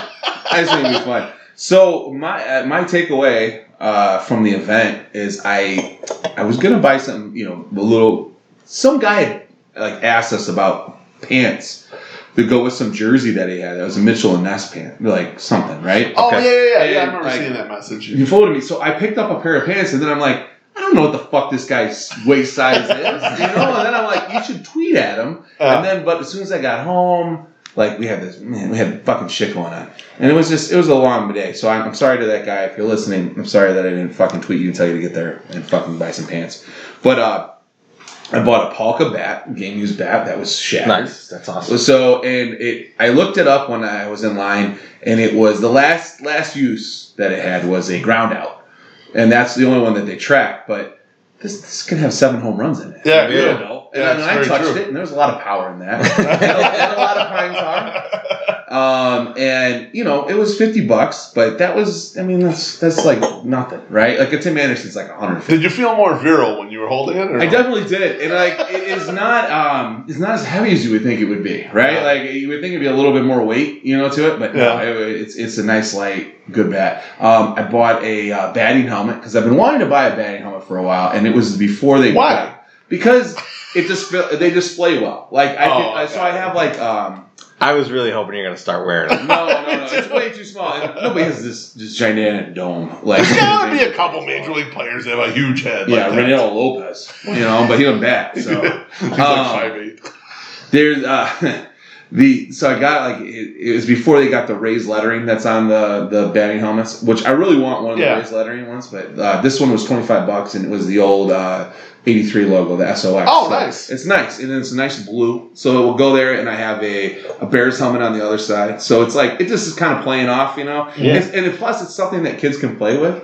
Like, it won't break. It's $25. I don't give a fuck. Yeah. It's scuffed the shit. Like, there's whatever. It still looks decent, but it's not like a museum piece or something. And as soon as I got home, I gave it to, you know, May, Little Miss Shortstop, and threw it right on her head, and she's like, yeah! She loved it. Gave her the bat. She's like, why is it so sticky? And I'm like, pine tar, allegedly. Just thinking about Jose Abreu's helmet, how much pine tar it is. My God. Like, if you threw that to your kid, it would be stuck to your kid forever. You'd never be able to fucking get that off. There's how much fucking pine tar is on that thing. It's cake time. You know who else Diaza used to have that too. Yes, he did. Alejandro Diaza always had tons of pine tar. The fun thing with these sales is the White Sox are no longer, according to people that run the charity, are no longer warehousing stuff. So when they have it, they're going to sell it. It's gone. As soon as she gets it, she's going to sell it. It's going to be there. So they're not holding stuff back. Like they used to hold stuff back and then they have a big sale, or whatever. It is gone immediately because they're not paying to warehouse stuff anymore. Okay. So yeah, they had tons of stuff. If you need a Chris Sale bobblehead, they had a shitload of them. They had, it's just a fun event. And I feel like there's something for everybody's price. So next one is probably going to be in December. Can I ask a favor for that? Yeah. Can you, if I bought a GoPro, and I asked you strap it to you for just the opening of the doors, like, because it's, you guys have been there for like 6 hours or whatever you're there for before the doors open, and you all start going flooding in. I want to see the like White Sox fan version of Black Friday going on. I want to see the bows getting thrown. Wally Money stomping someone out. Yeah, like someone grabbing his True Religion jeans and like hanging on them. Like I want to see all that. If you go into or go to it's called Sox Charities at Sox Charities. That's their Twitter. They did a video of the opening of the doors, and we're walking in, and you see Wally with his bag, like penguin right over to the game used jerseys, right? Like that's where he goes. You see me walk in and pull out a koozie and give it to my friend Meg, who runs these sales, and she's like, "Oh my God, is this a one-way koozie?" And I'm like, "Yeah, enjoy." And then I walk over and I'm like, "There's nothing I want." You missed all the good shit because you're handing off the koozie. Yeah, well, by the time I get over there, I'm like, if there's 10 things that there, like I'll get one of them. I would hope anyway. I feel like when the doors bust open, if you fucked up Wally Money's hair, you could get him all messed up for the whole sale. Like his sale would be ruined. He wouldn't be able to go and buy anything. He'd just crumble in the corner in a pile of tears. Yeah. I was looking for stuff. They had some good prices on some jerseys, but I'm not a big jersey guy. He hides razor blades in his hair just for that purpose. I've seen it. I think that's right. I think you're probably right. He doesn't need fucking razor blades. He uses enough gel. That shit cuts like a knife to it anyway, It's a good thing. It's always for a good cause. And yeah, I mean, people were offering him more money on that polka bat right from the get-go. And it's just like, let's fucking show up. I mean, they didn't have very many. They had one. And, he's just not as demand, obviously. But it's like, it was still something. I mean, I'm not making a 108 museum in my basement. Yeah. But like I'm picking up stuff that's like special to I feel like all of us, or us, because it's like it tells the story of where we've been. Like I think well, at first I agree with that 100%, but I think there's been a little bit much of the like Twitter bashing of Polka. When people get 5 years out from that season, they're going to be like, "That was fucking awesome. That was a cool 1 year, like where a guy fucking killed it for a year. Right. It was just a fun thing, and like he's going to be part of White Sox folklore. Definitely 108 folklore forever." And I'm not like getting a collection to send my daughter to fucking school. It's like I'm getting stuff you like. Yeah, and stuff that like will make me smile. Yeah. Things that will bring me joy. Yeah, right. Exactly. That's the point. Let's pay some bills.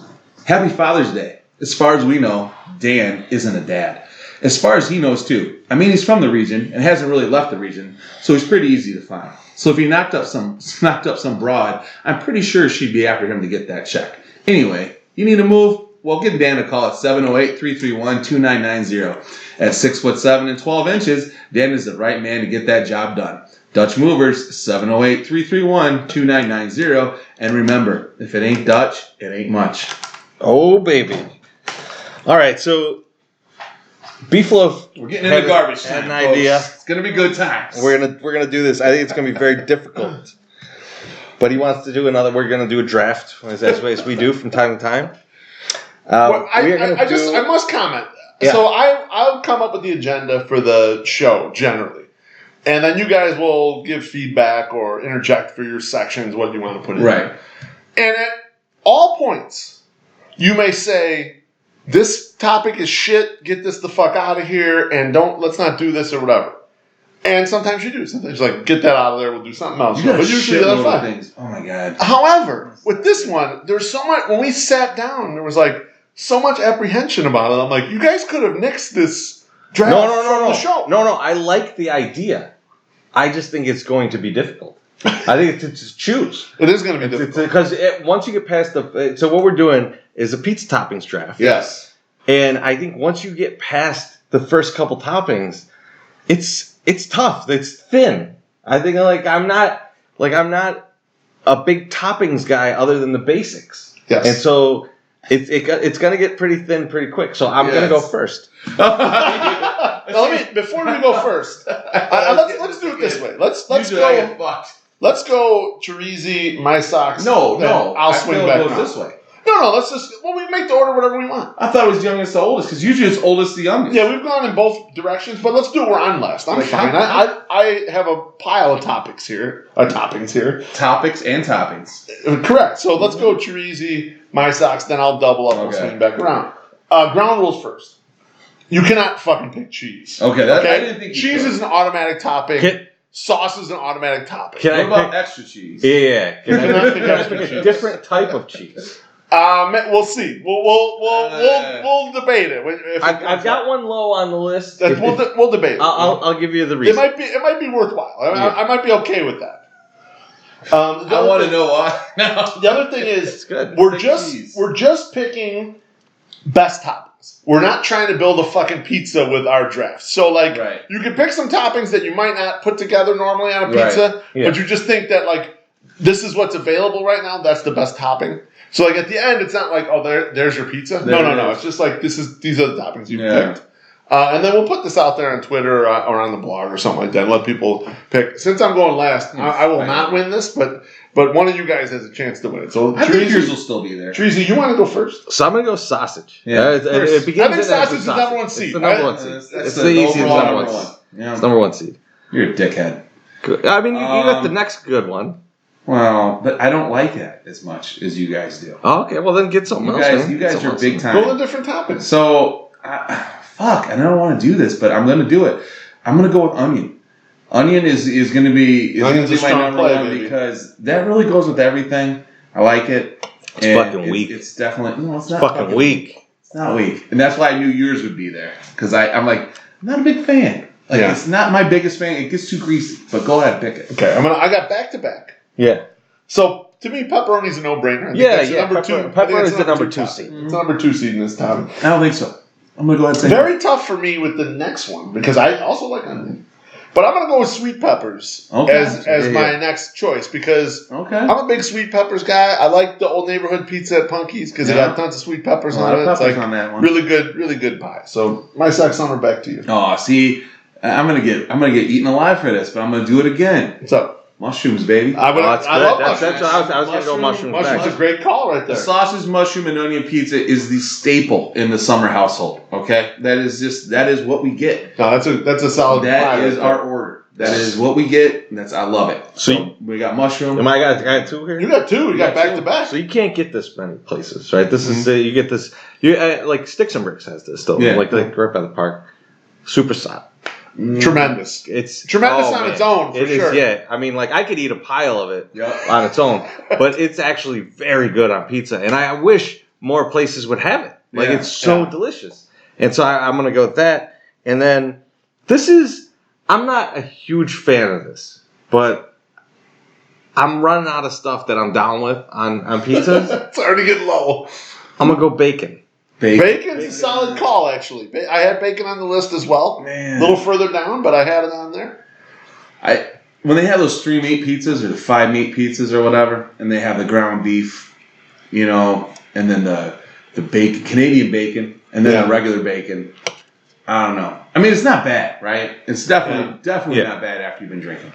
But yeah, no, I don't want to go with another vegetable, so I'm not going to take the vegetable. Okay. But I don't know what I'm going to choose because I like those pizzas that have the Italian beef on them. Yeah. But that's not like a regular topping. You can still go. No, you can go. I got it on the list. On my personal list, I would put it on there. It's good, right? But it's not something that I normally would order. If it's there and I'm at a party and there's no more sausage, then I'll probably eat it. Yeah.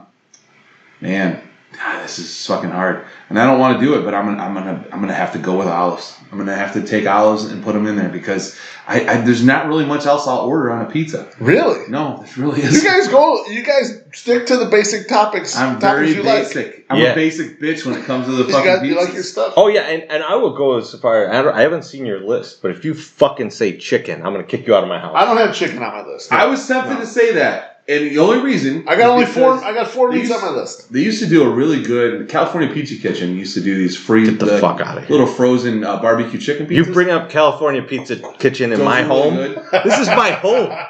And now I'm going to tell you another one that's good. You're probably not going to like it. I got one good California style topping on here. I'm not going to get to it because my two picks are obvious here. Avocado? No, it's not. No. We're at this bar in it's fucking, where the fuck was it? Anyway, Southern California, and it was called The Office. They had a carne asada pizza. That fucking thing was so fucking delicious. I have tried to replicate that so many times drunk, and it has not worked one time. And it was just like a regular pizza bread with the matzo cheese. I'm very in on this. And then carne asada, sounds good, yeah. And then pico de gallo, and it was just fucking fabulous. Like it hit your mouth, and you were just like, "Oh God, this exactly what I wanted." I legit, 50 beers, when I was writing down stuff for the toppings, I wrote down steak, and then I was like, I've never had steak on a pizza, but I want steak on a pizza. And then you would say carne asada is even better. I should look it up, see if they still sell it. Let's see. Shit, can we get a carnitas and carne asada pizza? Who needs the pizza part even with all right, so I get back to back. Yeah. So I can't believe. Well, you're back to back to end it, right? No, then it goes back. You guys each get one more. Oh shit! I can't believe we got carne asada. I just can't believe this topping's still here because it's number 4 on my list, and it would be giardiniera. I've come late to the game on giardiniera. You know what giardiniera is? It's gotta be done right, though. It's like when you become older, and you like get a taste for whiskey and scotch and some of that stuff, but you wouldn't like that when you're younger. For me, giardiniera is like that. I've gotten into giardiniera sort of later in life, and I really fucking love it. So I'm not a big giardiniera guy. I love giardiniera, but I get it on a beef or whatever. Like, what I don't like is it on a pizza because it's too oily to put on a pizza. It's too much. It's too much. There's too much juice, man. It's like having a pizza soup. I couldn't disagree with you more. It adds perfect amount of spice to that pizza. You're all about First grease, amount of flavor. I love it. The flavor, I'm fine. Yeah, I'm fine. I'm saying because just a little too juicy. In nature, it's just it's covered in olive oil, right? Like so, you're just putting a bunch of oil on the pizza, and like if it's not done right. You got pizza soup, and I don't want pizza soup. I gotta find the less oily giardiniera tree, and then that's where you. I know. I mean, but you got to go all the way to Sicily to get the less oily giardiniera tree. The giardiniera trees they have here, in Chicago, they're very oily, very oily. Yeah, they're too oily. I agree. Yeah. All right, my second topping, and this is kind of a standalone. I like this. If I'm gonna go deep dish, I'm gonna get this topping. Is spinach. Yeah, I was thinking spinach. Spinach is in for that. On a thin crust, I'm not really much of a spinach guy, but on the stuffed, I'm gonna go spinach. No. Well, fuck. Now I have to pick another thing. Even I already picked my olives. That sucks. Man.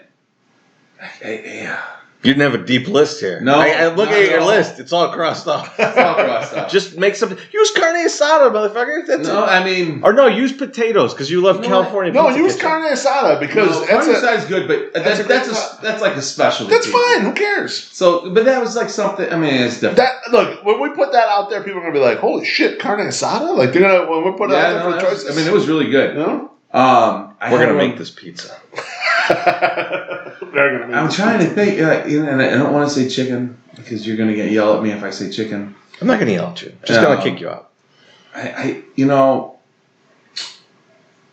Man, like even salami's all right. Like a salami, I'm going to go with the salami. See, because I'm going to go the same vein. Because there's like a Sicilian pizza that California Pizza Kitchen used to do too, and there was like a salami on there. And then the weird asses over at the Costco used to make this deep dish pizza that you would put in, and they had salami in there instead of pepperoni, and it wasn't horrible.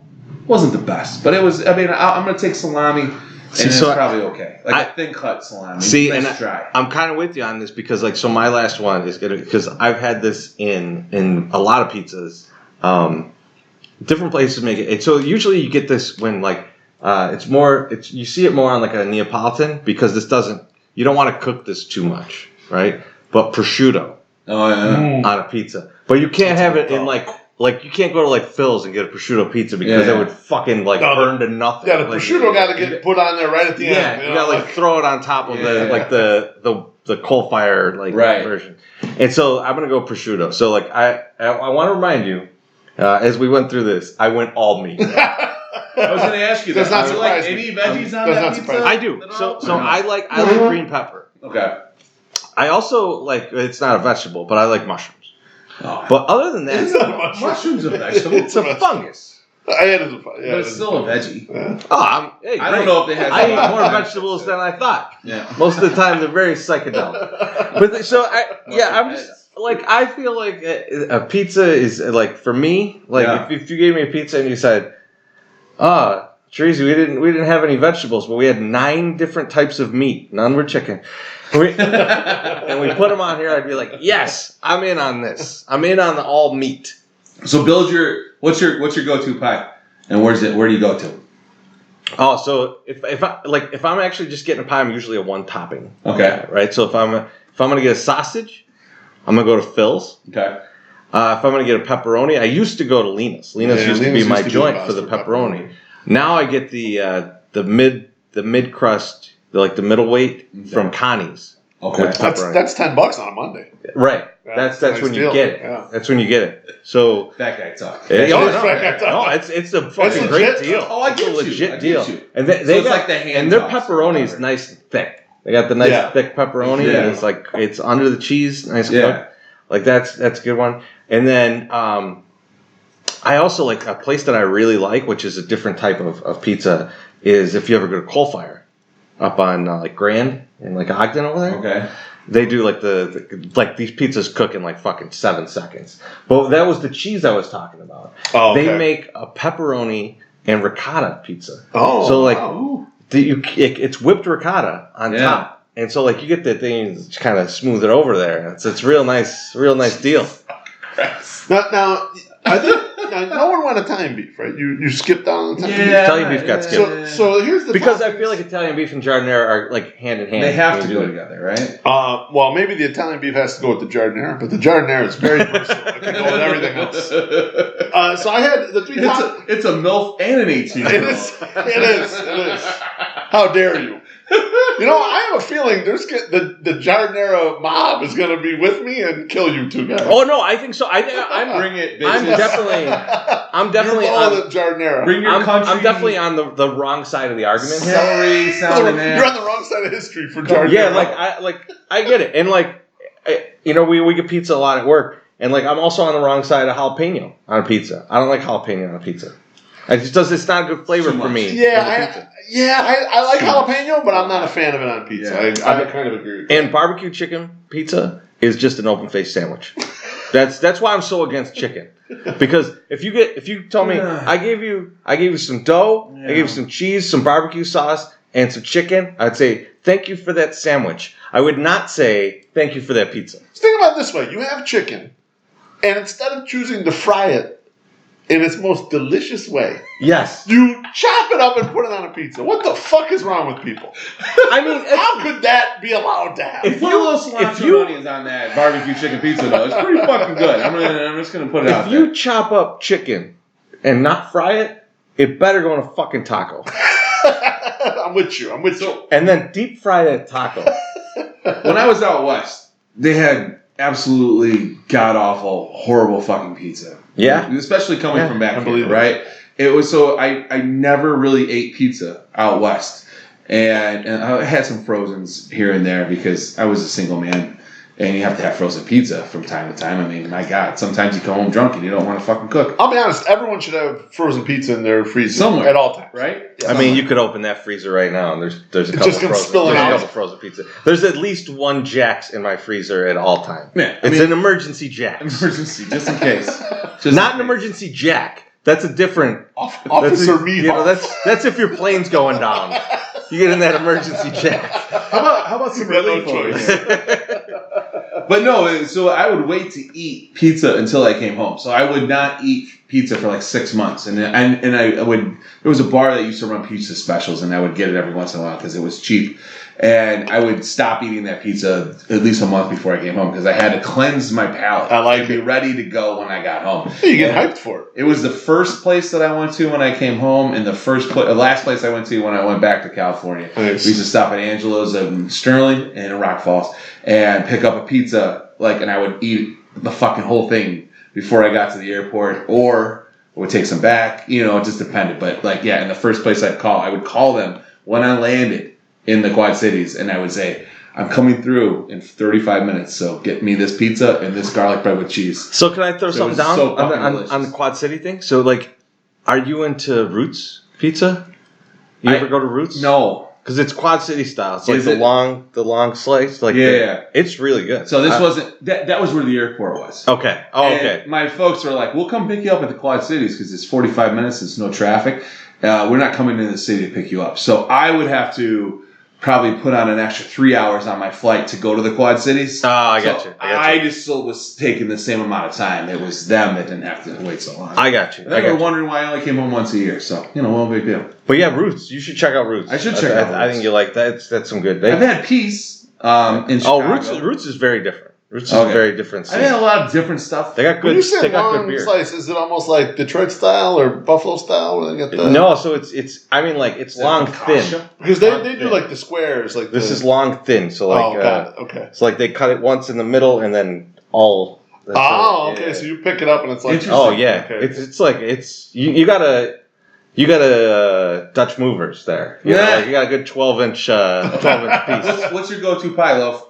My go-to pie, currently, this changes over time, but my go-to pie right now is Punky's Old Neighborhood Pizza. Okay. Which is, delicious. That's the Sunday night pizza. That is that is like the, let's soak up all this booze. Yes. That's the sausage, the sweet peppers, onions, mushroom. I think we usually get pepperoni added into that, or we get onion. We get one extra thing added into there. But the one thing that Punky's does that not every place does is, they cook the peppers in the pan first, and then they get them on the pizza. That's what you should. That's the right way to do it, and I feel like you're right. And it tastes tremendous. And that's probably my favorite pizza right now. Okay. That I order. If I'm starving for pizza, or if I'm taking a night at home, let's say my girls are off doing something and I'm by myself, I'm ordering one of those motherfuckers. I'm gonna sit in front of the TV and watch some shit. Yeah. We'll do neighborhood wise. We usually do Freddy's in a pinch because me and the wife both like the Freddy's. She's not a big fan of Phil's, oddly. I like Phil's, but Phil's is kind of more of an experience, and you want to have somebody else there with you. I don't need to be ordering Phil's every time because, let's face it, I'm fat and I eat, and it's Phil's I need to hustle. Sausage, well done. That's what you go there for. Yeah, that's the money pizza right there. Now, Phil's makes a great pie. Freddy's does too. We have so much. I think we have so much good pizza, good neighborhood pizza, right at our hands. And Connie's is really good if you like that style. Rick Benny's doesn't have a bad pie. Rick Benny's is a really good pizza, and it's very underrated. Speaking of Bridgeport, though, Rico Beanies. I feel like My Suck Summer has a little theory on something going down in Bridgeport. I would love to hear it. So, guys, I'm not sure if you guys know, but we got a poop bandit running wild here in Bridgeport. No shit. Yeah, no, definitely shit. Get ready. There's a guy in his 30s or 40s who's balding, wears glasses, and he's smearing poop all over cars in the neighborhood. Most of the time, he's been wearing a mask. My poor wife saw a car after a recent shopping trip, and she confirmed that it was, as I thought, fucking disgusting. It's happened dozens of times in the last few weeks and doesn't seem to be stopping. Even with the video out there, he doesn't seem to give a shit. Speaking of the video, just Google up Bridgeport Poop Vandal and head over to the Black Club Chicago to watch and read the story. It's pretty amazing. Seems to happen between 2 a.m. and 6 a.m. No one is sure if it's human or animal poo, but man, the dude carries around a duffel bag full of it. So wow. Listen, we have a problem with dog shit in our neighborhood, so if the guy is picking it up, that's great. Smearing it on the car of a careless dog owner is fucking karma. But I don't think that's the reason. So here's my theory. Years ago when I moved to Bridgeport, a neighbor made a comment that I am the only one who uses my garage on the block, which, judging by the late night parking, is very true. My theory is the poop vandal is scaring the shit out of people so they will finally clean up their garage and park in it. Maybe he works odd hours and is tired of walking an extra block, knowing that these assholes have garages and refuse to use them. But maybe he doesn't have a car. Maybe he's just jealous of those with one. So he wants to let you know that your shit still stinks. Or maybe he's just a weird fucking guy with a poop fetish. I don't know. I can't imagine keeping enough feces to fill a duffel bag or even keeping that bag after I filled it with feces. I mean, Jesus, it's got to be a huge stinky odor. So maybe after a long night in our hood drinking, you should take a walk around and find this guy. Give me a call. I like to talk to him too, but at a safe distance. If he wants to talk to someone more popular, I know a guy. I'm not sure if this guy's a fan of Barstool Sports, but he might make a good guest on Chicago Dog Walk with our guy Eddie. Eddie will get him to come clean, no doubt. This story hit like Block Chicago.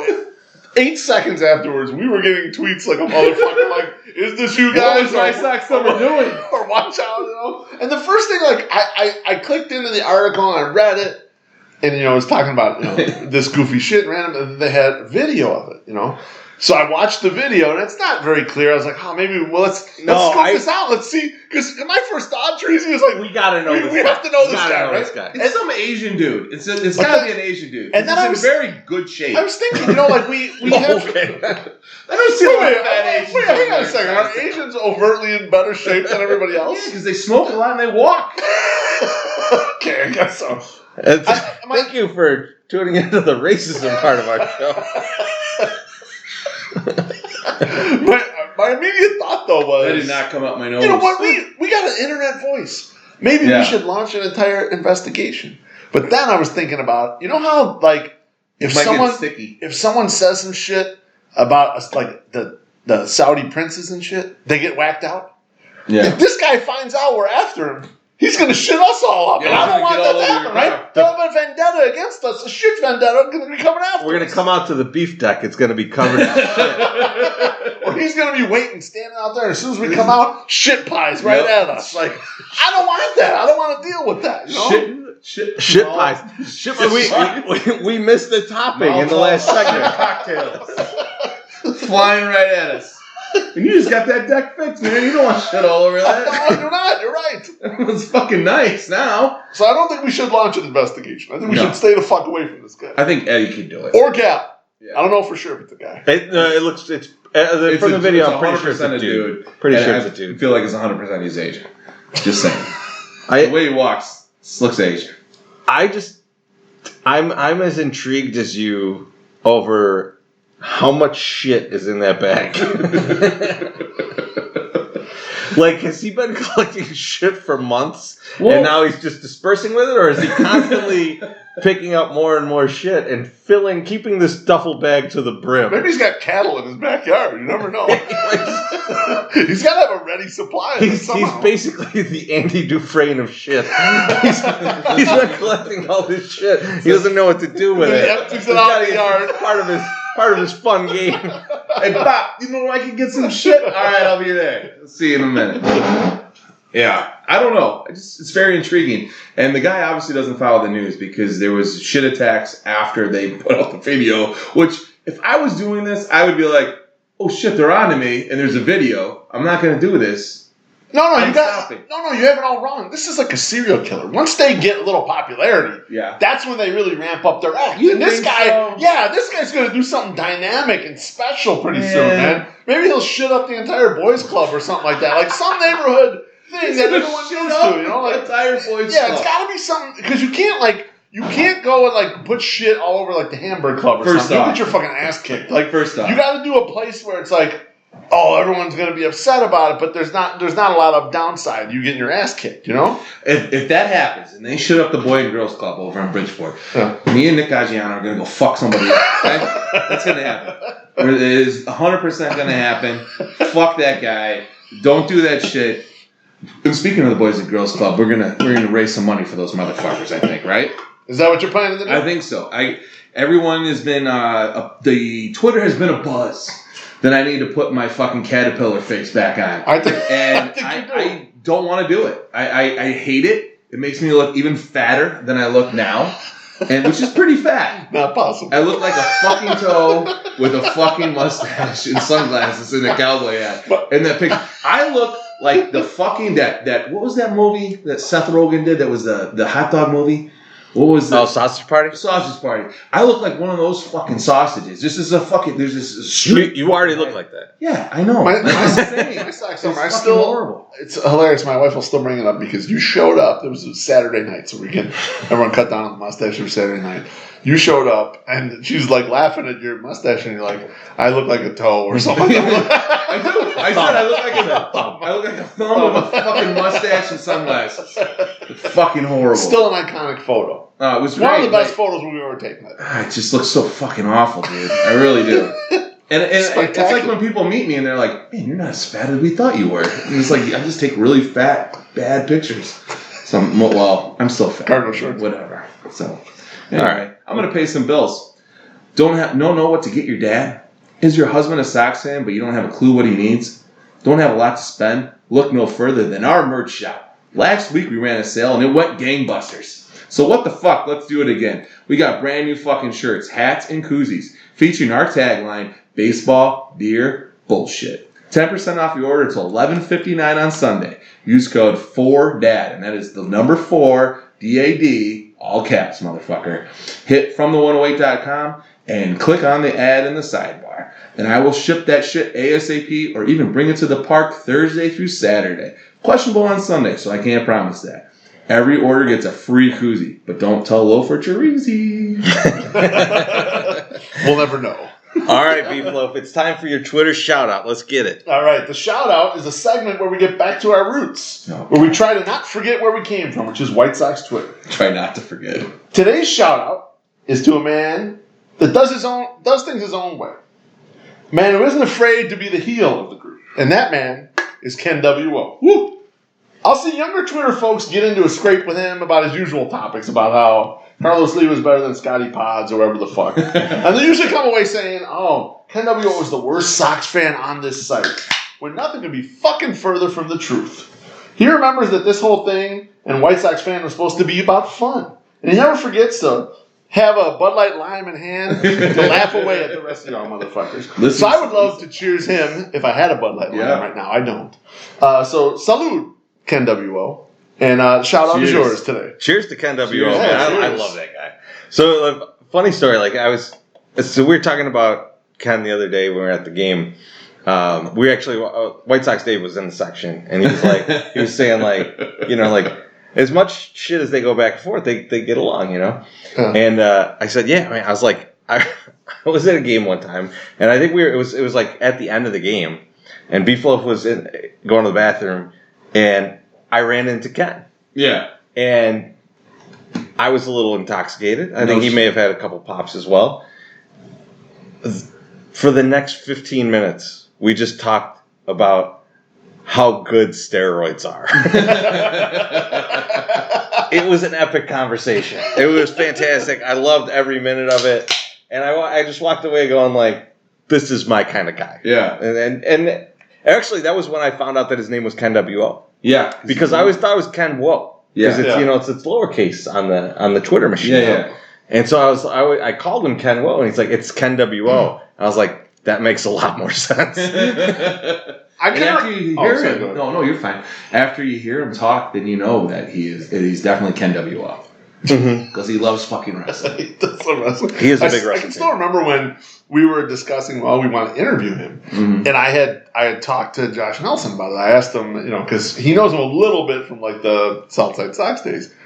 And he was basically like, you guys are going to love the interview he gives you. It'll be terrific, which he was absolutely correct. And he's like, you're not going to meet a bigger Sox fan.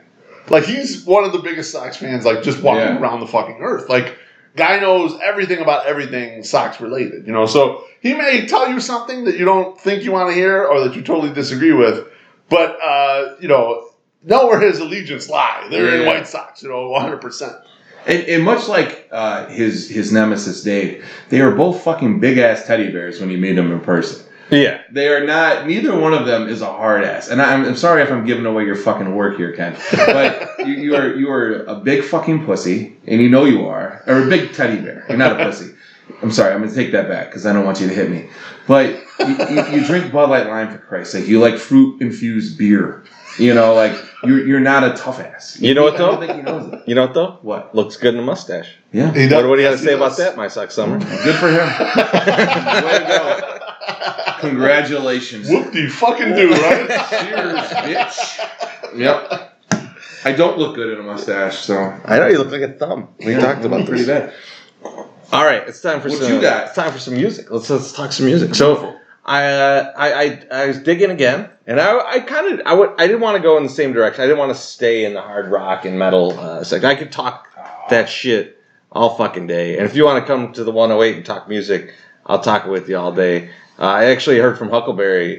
He was like, I didn't realize how much into music you are. And he's like, yeah, are you into Clutch? And I was like, oh, holy shit. Fucking loved, like, one of my favorite bands. Yeah. Also one of his. So it was a good conversation. So one of the keys here, two things. One of the keys here is Chorizy's unlocking all the other music nerds to realize how big of a music nerd he is, which is good. Like, I'm glad the kinship. And two, I'm glad you're not going straight down the hard rock path, because I think people see you and they think a certain thing about your music tastes, and you listen to fucking everything. Yeah, and so a guy that I want to talk about tonight, and my good friend, fucking Fantastic, introduced me to. I'll tell you about that nickname later. Introduced me to this artist, and we went and saw J.C. Brooks and the Uptown Sound at the Double Door. This was a while back. So me and Chorizy, I don't even think me and Chorizy were married yet. And that's just how far back this was. But guy's still around. Yeah. He's actually opening for Lionel Richie tonight. Awesome. At wow. Yeah, that's a big come up from Metro to opening for Lionel Richie. Yeah, and so it's a very interesting band. It's R&B and soul type band, but it's full band.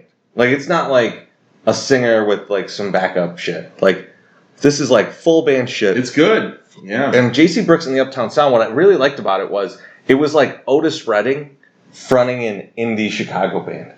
Like, it was, and like I just really enjoyed it. And it goes, you know, it bounces around. Like, there's some funk, there's some soul, some R&B. It's a real mix of a lot of good music. But like, he's such a good frontman. And if you go see him live, it is a dynamic show. I mean, he is a frontman. Otis Redding is the best comparison I could give this guy. It really is. And the album that I was talking about, it's called, I think it's called Want More. I don't have it in my notes, but I'm fairly certain that's the name of it. Good job. But he does a Wilco cover on it. Which is interesting because Wilco is not what you think when you think R&B, right? Yeah, but he does I'm Trying to Break Your Heart. Really fantastic. Really fantastic.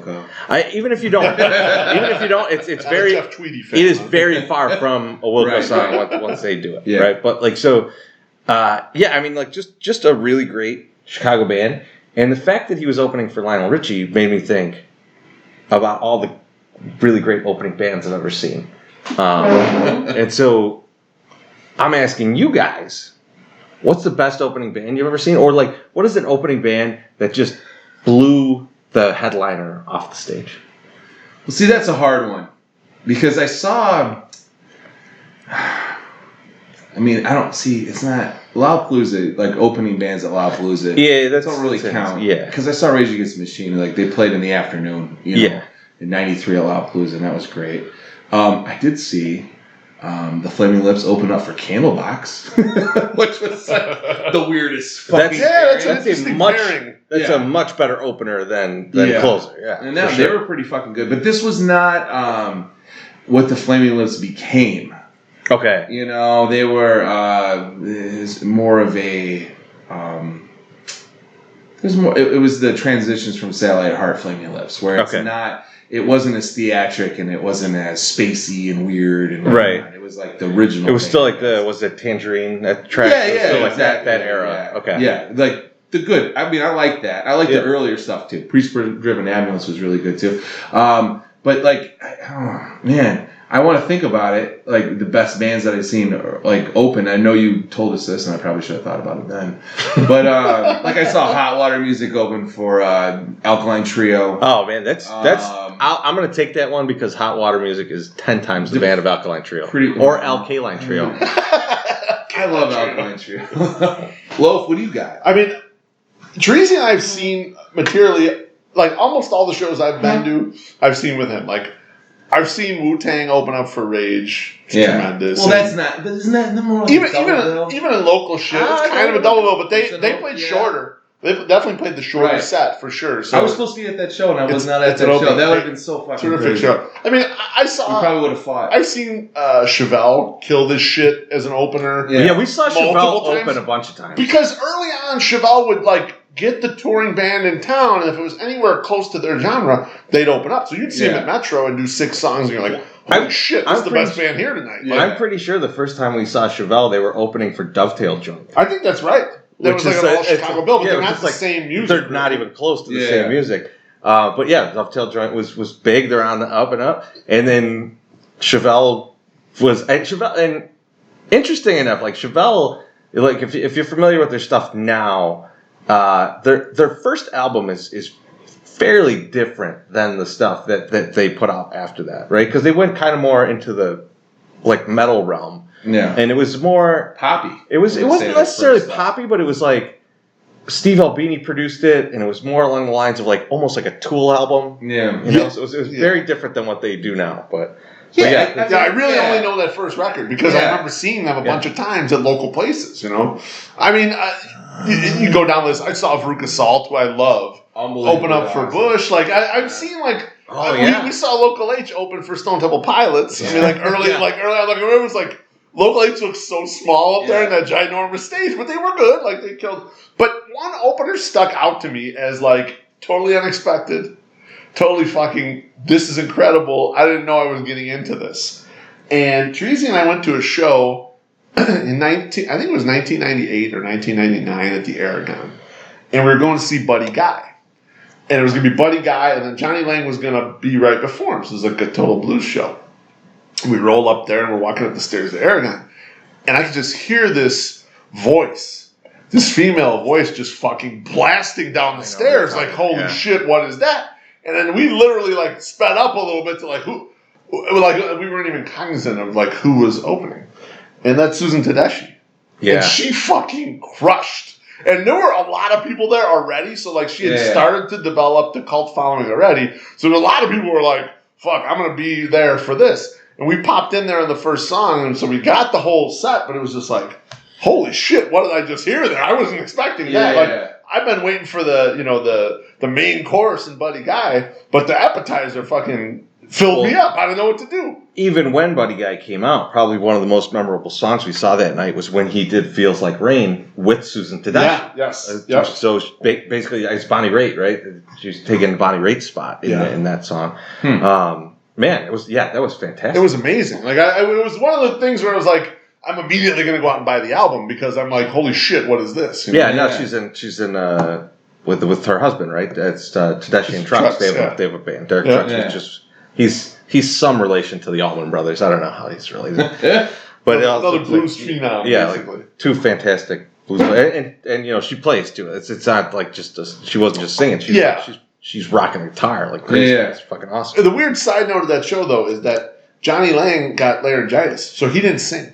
Yeah. He played the show, but his backing band sung all the songs, which was really weird. His keyboardist played, sang like almost all the songs, and he was just like playing with it. Like, it's not like going to see Kenny Wayne Shepherd where you're like, oh, his whole bit is the guitar. Right. Yeah. Johnny Lang, like, most of it's his voice. Like, he's singing. He's a good player. But like he's not like such a dynamic player that you're like, oh shit, I just want to see him play guitar. Yeah, right. So he wasn't singing. We're just like, this is weird. Santana doesn't sing either, right? Santana? Yeah, no. He just plays. Yeah. He's got like some guy up there playing. Yeah, Rob Thomas. Well, I didn't want to say that, but yeah. So mine is. Me and Ram went and saw Living End just absolutely blow Green Day off the fucking stage. Like Living End played, and then Green Day came out, and this isn't like I'm a Green Day fan. So like I'm not like shitting on them because they're really good live. So there's 3 basic eras of Green Day in my opinion, right? There's the original stuff where it was just like straight up punk. The Kerplunk. Then there's Dookie. Then there's Dookie is in that. Like that's where I put that. You would still consider that. That's like they're on the up. And then there's like this middle stage where they had like the Nice Guys Finish Last track and all that. Yeah, and all that. And that's when we saw them, right? It was before like the really cool shit that they put out later. American Idiot. Yeah, that and Beyond is some really great stuff. But so it's kind of in that middle range, right? And this is like Living End's first or one of their first tours in the U.S., right? Because they're Aussie band. Okay. And I mean, it's like AC/DC rockabilly. It's an insane thing. And it's a 3-piece. Guys, the bass player plays a stand-up bass. Okay. And the lead guitarist is playing insane guitar riffs while singing. And it's just like this fucking incredible show. And they were nuts. They're all over the stage at the Aragon. And I was like, this is amazing. And like we were going nuts. And then Green Day came on and they had a bit of a contrived show, right? Like they brought up some kid to play guitar, where they taught him the song, and like all this stuff, and it was just like we should have just left after Live Again. Oh, that's so sad, man. Is that the Aragon? Is that the Aragon? It was not sad. I mean, I'm still a huge Living End fan. To this day. I saw Jimmy Eat World open with Green Day, second, and then third was Blink-182, and Green Day blew fucking Blink right off the stage. I mean, it was ridiculous. But I mean, that's not even a fair because that was a big show. That was it. I mean, that's like where the Blink's one of the worst live bands I've ever seen in my entire life. And we saw them early. We saw them early on in their career, and I think I'm hoping they're better musicians now. I haven't seen them since. Well, you got the guy from Alkaline Trio. But that's a huge upgrade, which is kind of But that was not good when we saw them. I mean, that one was really bad. That was at like a festival, so you're getting 8 songs or 10 songs or whatever. Festivals, man. And you know who else was really bad at the Hole. festival? Hole was bad. See, it was the same show. It was the same they show. were awful. Also, I just remember turning to you and just going did they just throw all the instruments down the stairs? Because that's what it fucking sounded like. Yes. That bad. And I don't hate either one of these bands. I listen. If they're on the radio, I'm listening. Right? Yeah. That's some good songs. Yeah, they got some good tracks. Sure. All the ones that not live wrote, they were delicious. They were really good. Not live. No. There's always the rumors that Cobain wrote "Live for This." Is that the album? And then Celebrity Skin was the next album, and there was always rumors that Corgan, right? That Billy Corgan wrote that album, materially wrote that album. Yeah. She was fucking everybody. Yeah, she got around. Yeah. Well.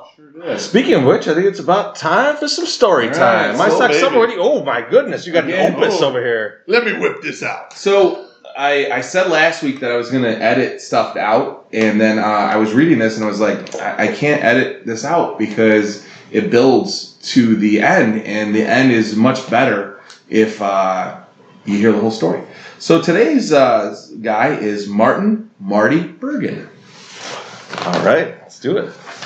Martin Bergen was born on October 25th in 1871 in North Brookfield, Massachusetts, to Michael and Anne Nee Delaney Bergen. Michael and Anne were born in Ireland, immigrating to the United States in 1865 at the end of the Civil War. Michael supported his wife and 6 children working in a shoe factory. The Bergen's third child, Martin, was the first son. His brother William, Bill, was the 6th child and the only other boy. Like Marty, who was 7 years older, Bill was a catcher, learning the trade from his elder brother, although he was one of the poorest hitters in Major League history. Bill caught for Cincinnati and Brooklyn from 1901 to 1911, and both Bergen brothers were regarded as the finest catchers of their time. Marty grew up in North Brookfield, a small town in Worcester County, about 75 miles from Boston. He played on his local independent club known as the Brookfields. One of the teammates was Connie Mack, also a North Brookfield resident. In 1892, the 20-year-old Bergen joined Salem in New England League as his first professional gig. In 59 games as a catcher, he batted .247. After the regular season for several years to come, Bergen rejoined the Brookfields during the late fall. In 1893, he joined the Northampton, Massachusetts joined Northampton, Massachusetts, an independent club, and played 3 games for the Wilkes-Barre in Eastern League. At the end of the season, he was drafted by the Pittsburgh Pirates, managed by his neighbor Mac, which was Connie Mac. Mm-hmm. So, in 1892, Harriet Gaines moved to the North Brookfield from New York State after securing a position at a local mill. She soon met Bergen, and they were married on July 11th, 1893. A few years later, they purchased a small farm called Snowball Farm on Boynton Street. The couple had 3 children, Martin, born circa 1894, Florence, born a year later, and Joseph a year or 2 after his sister. In 1894, the Pirates assigned Bergen to Lewistown in the New England League for seasoning. The practice of farming wasn't legal at the time in baseball history, thus the transfer became an issue, and the Bergen's contract with Pittsburgh was voided. He hit .321 in 97 games for Lewiston. At the end of the year, he was drafted by both the National League's Washington Senators and the Western League's Kansas City Cowboys. Baseball officials assigned Bergen to Kansas City. However, the club president and field manager, Jimmy Manning, soon became exasperated with his new catcher. Bergen was a moody sort who was constantly expressed his displeasure. At one point in the midseason, Bergen walked away from the club for a week over some supposed slight while the team was in Minneapolis. In 113 games, he batted a strong .372 with 188 hits and 118 runs scored. At the end of the year, Marty was drafted by the Boston Bean Eaters of the National League. They really drafted some real fun guys. He had been recommended to manager Frank Slee by pitcher Kid Nichols, a Kansas City native. Nichols had seen the catcher in a game during the 1895 season when he stopped at home during a Western trip. Before Bergen would join Boston, team owner Arthur Soden had made a trip to North Brookfield to convince the sensitive player that he was valued and would be treated well by his new club. He played for Boston from 1896 to 1899, catching 63, 85, 117, and 72 games during those 4 years. He gained a reputation as one of the finest catchers in the league. One Sporting News article, which, those fuckers been around forever, described him as the greatest throwing catcher that the game ever produced. Connie Mack, a catcher himself, stated that Bergen was the only catcher he'd seen gun down a base stealer at second from his knees. From the get-go, though, Bergen had trouble with his teammates. As one reporter explained in May 1896, Martin Bergen, the young backstop, is unpopular with his fellow players on the Boston team. Bergen is a sullen, sarcastic chap, never associates with the players, and always nurses a fancy grievance. His disposition handicaps his playing talents. Boston was one of the top teams in the league during Bergen's stint behind the plate. They finished 4th in his rookie season. The next 2 years, they copped the pennant before finishing 2nd by 8 games in 1899. Kid Nichols, Boston's ace, explained how important the catcher was to the team. Baltimore beat us up the next 3 years after we lost Bennett. Then we got Marty Bergen from Kansas City and won the pennants again in 1897 and 1898. Despite his catching abilities and the team's success, Bergen was often the topic of trade rumors because of his moodiness, melancholy, which is a really big word in the 1800s. This means the motherfucker was depressed. So if y'all don't know what that means, melancholy means he was a depressed motherfucker. Inability to mesh with teammates, once again, depressed. Right? And penchant for sulking and leaving the club. Crybaby. Oh, sculling. I don't know what that was. Yeah, sulking. My bad. It's like, hang on a second. Listen, I'm drinking the fucking next coast right now. It's starting to hit in. We're doing fine. So the moral of the story, this guy skull fucked someone. Yes, pretty much. It's going to be like... And he was depressed while sculling. Yes. However, not all the trade rumors originated that way. New York Giants owner Andrew Friedman tried to work a trade for the catcher on more than a few occasions. At the time of Bergen's death, most within the game assumed that he would be playing for the Giants in the 1900s. Even as a teenager, Bergen had showed signs of anxiety and stress. He would become moody, pout, and storm off if he felt he wasn't getting his fair share of applause. In 1891, his first professional season, he engaged in a brutal fist fight with one of his teammates. This is where it all starts to go downhill. During his time in Boston, Bergen had several run-ins with teammates and opponents. Newspapers commonly referred to his erratic behavior, describing him as sullen and silent, and highlighting his moodiness, aloofness, and inaccessibility. Nearing the end of the 1898 season, Bergen Bergen threatened his teammates after an altercation on the bench. He declared that he would club them to death at the end of the season. Wow. He slapped teammate Vic Willis in a St. Louis hotel dining room. As the Nebraska State Journal noted via Wire reports, Martin Bergen, the eccentric catcher of the Boston team, is in trouble again. Bergen, always surly, often lets his temper get away from him and makes breaks from where there is no provocation. He hit pitcher Willis in the face because he sat down at the same table in the dining room. The incident was hushed up at the time, but it is likely that Bergen will be traded before the opening of next season, as Seeley says he has stood Bergen's crankiness as long as he can. On July 20th, 1899, the Boston team was traveling by train to Cincinnati. The men were having a good time playing cards, but Bergen sat withdrawn from his teammates. When the train stopped in Washington, D.C., Bergen hopped off, jumping the club and returning home to North Brookfield. Another Wire article described Bergen as the hardest man in the National League to manage. The writer described Bergen as the erratic catcher of the Boston club, who has deserted his club annually since his connection with it, and always at a time when his services were most needed. So he's just feeling the pressure, and he's fucking depressed, so he's like, see you bitches. Peace out. Well, of a moody, his grievances are fanciful. Of a moody disposition, he imagines that his fellow players are leagued against him and intent on bringing down about his downfall. The contrary is the case. Manager Seeley and his players have treated the great backstop with unusual consideration. Boston Globe reporter Tim Moraine wrote out to Bergen Farm to assess the problem and to coax the moody catcher into rejoining the Bean Eaters. Bergen lamented that his teammates were hounding him, and that at least 4 of them had shouted, "Strike him out," when he was at bat. He claimed his teammates and team owner Soden were avoiding him, and he was upset because manager Fink Seeley wouldn't give him the day off to visit his family. He was also dismayed by the $300 fine he received for jumping the club. Furthermore, he didn't like the tone of the telegram he had received from Soden during his absence.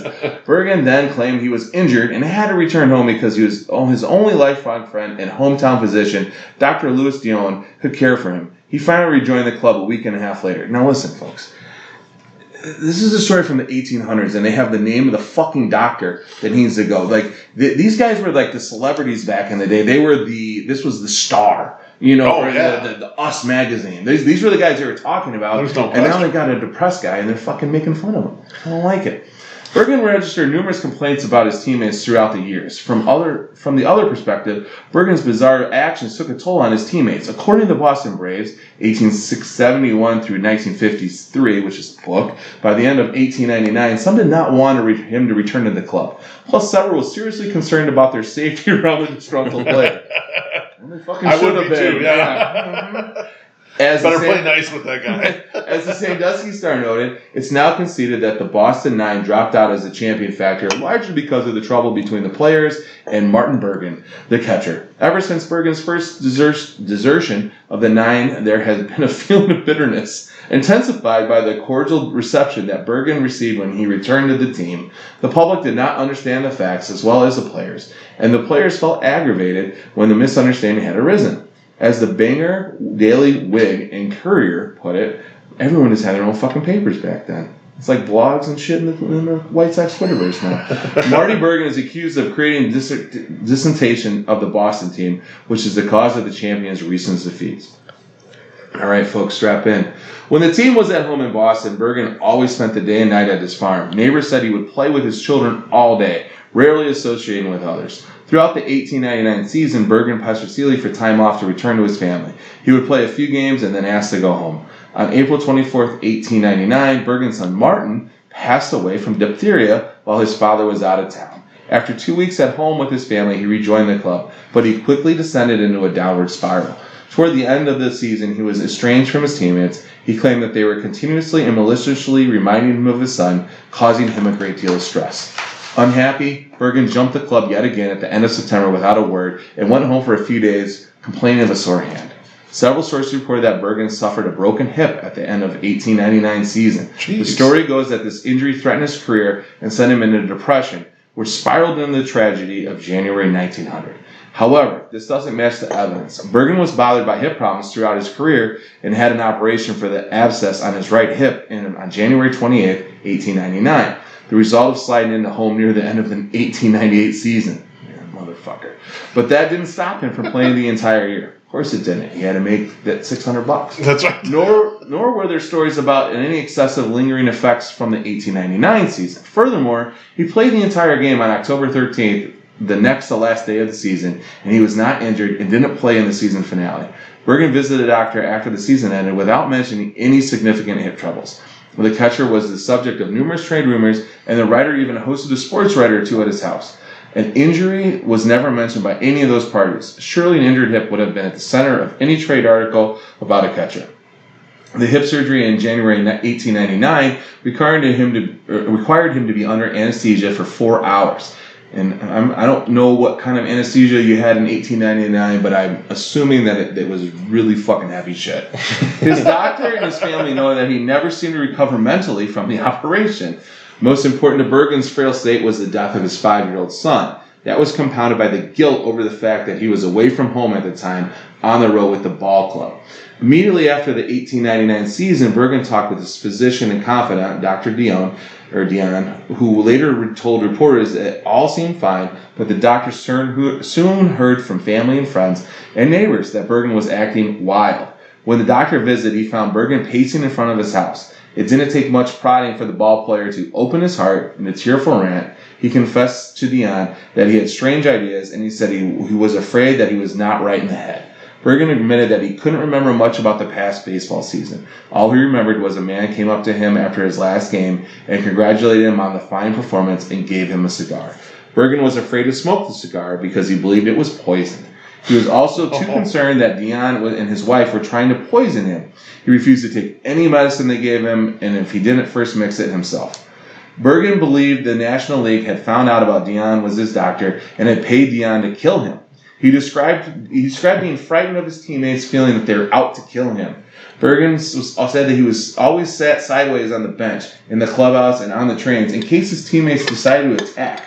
He wished he had quit baseball so he could find some peace. He also believed that people in general, including the Boston team and the other National League players, were plotting against him. The doctor gave Bergen a bromide, bromide. It told him to repeat the dosage in 3 hours. However, the doctor did give him some advice that seemed to work. Bergen chewed and sucked on tobacco constantly. The doctor suggested that he quit the habit as it is contributing to his nervousness and anxiety. Bergen did so and felt better for a time. Later, Dion had what he described as a nice, pleasant conversation with Bergen, who got up to leave the office and said, "This has been a pleasant talk, and it is strange how it rattled me." Bergen also confided in his pastor that he believed himself to be insane and feared his own actions. He asked for help, but none was forthcoming from his doctor, priest, family, or community.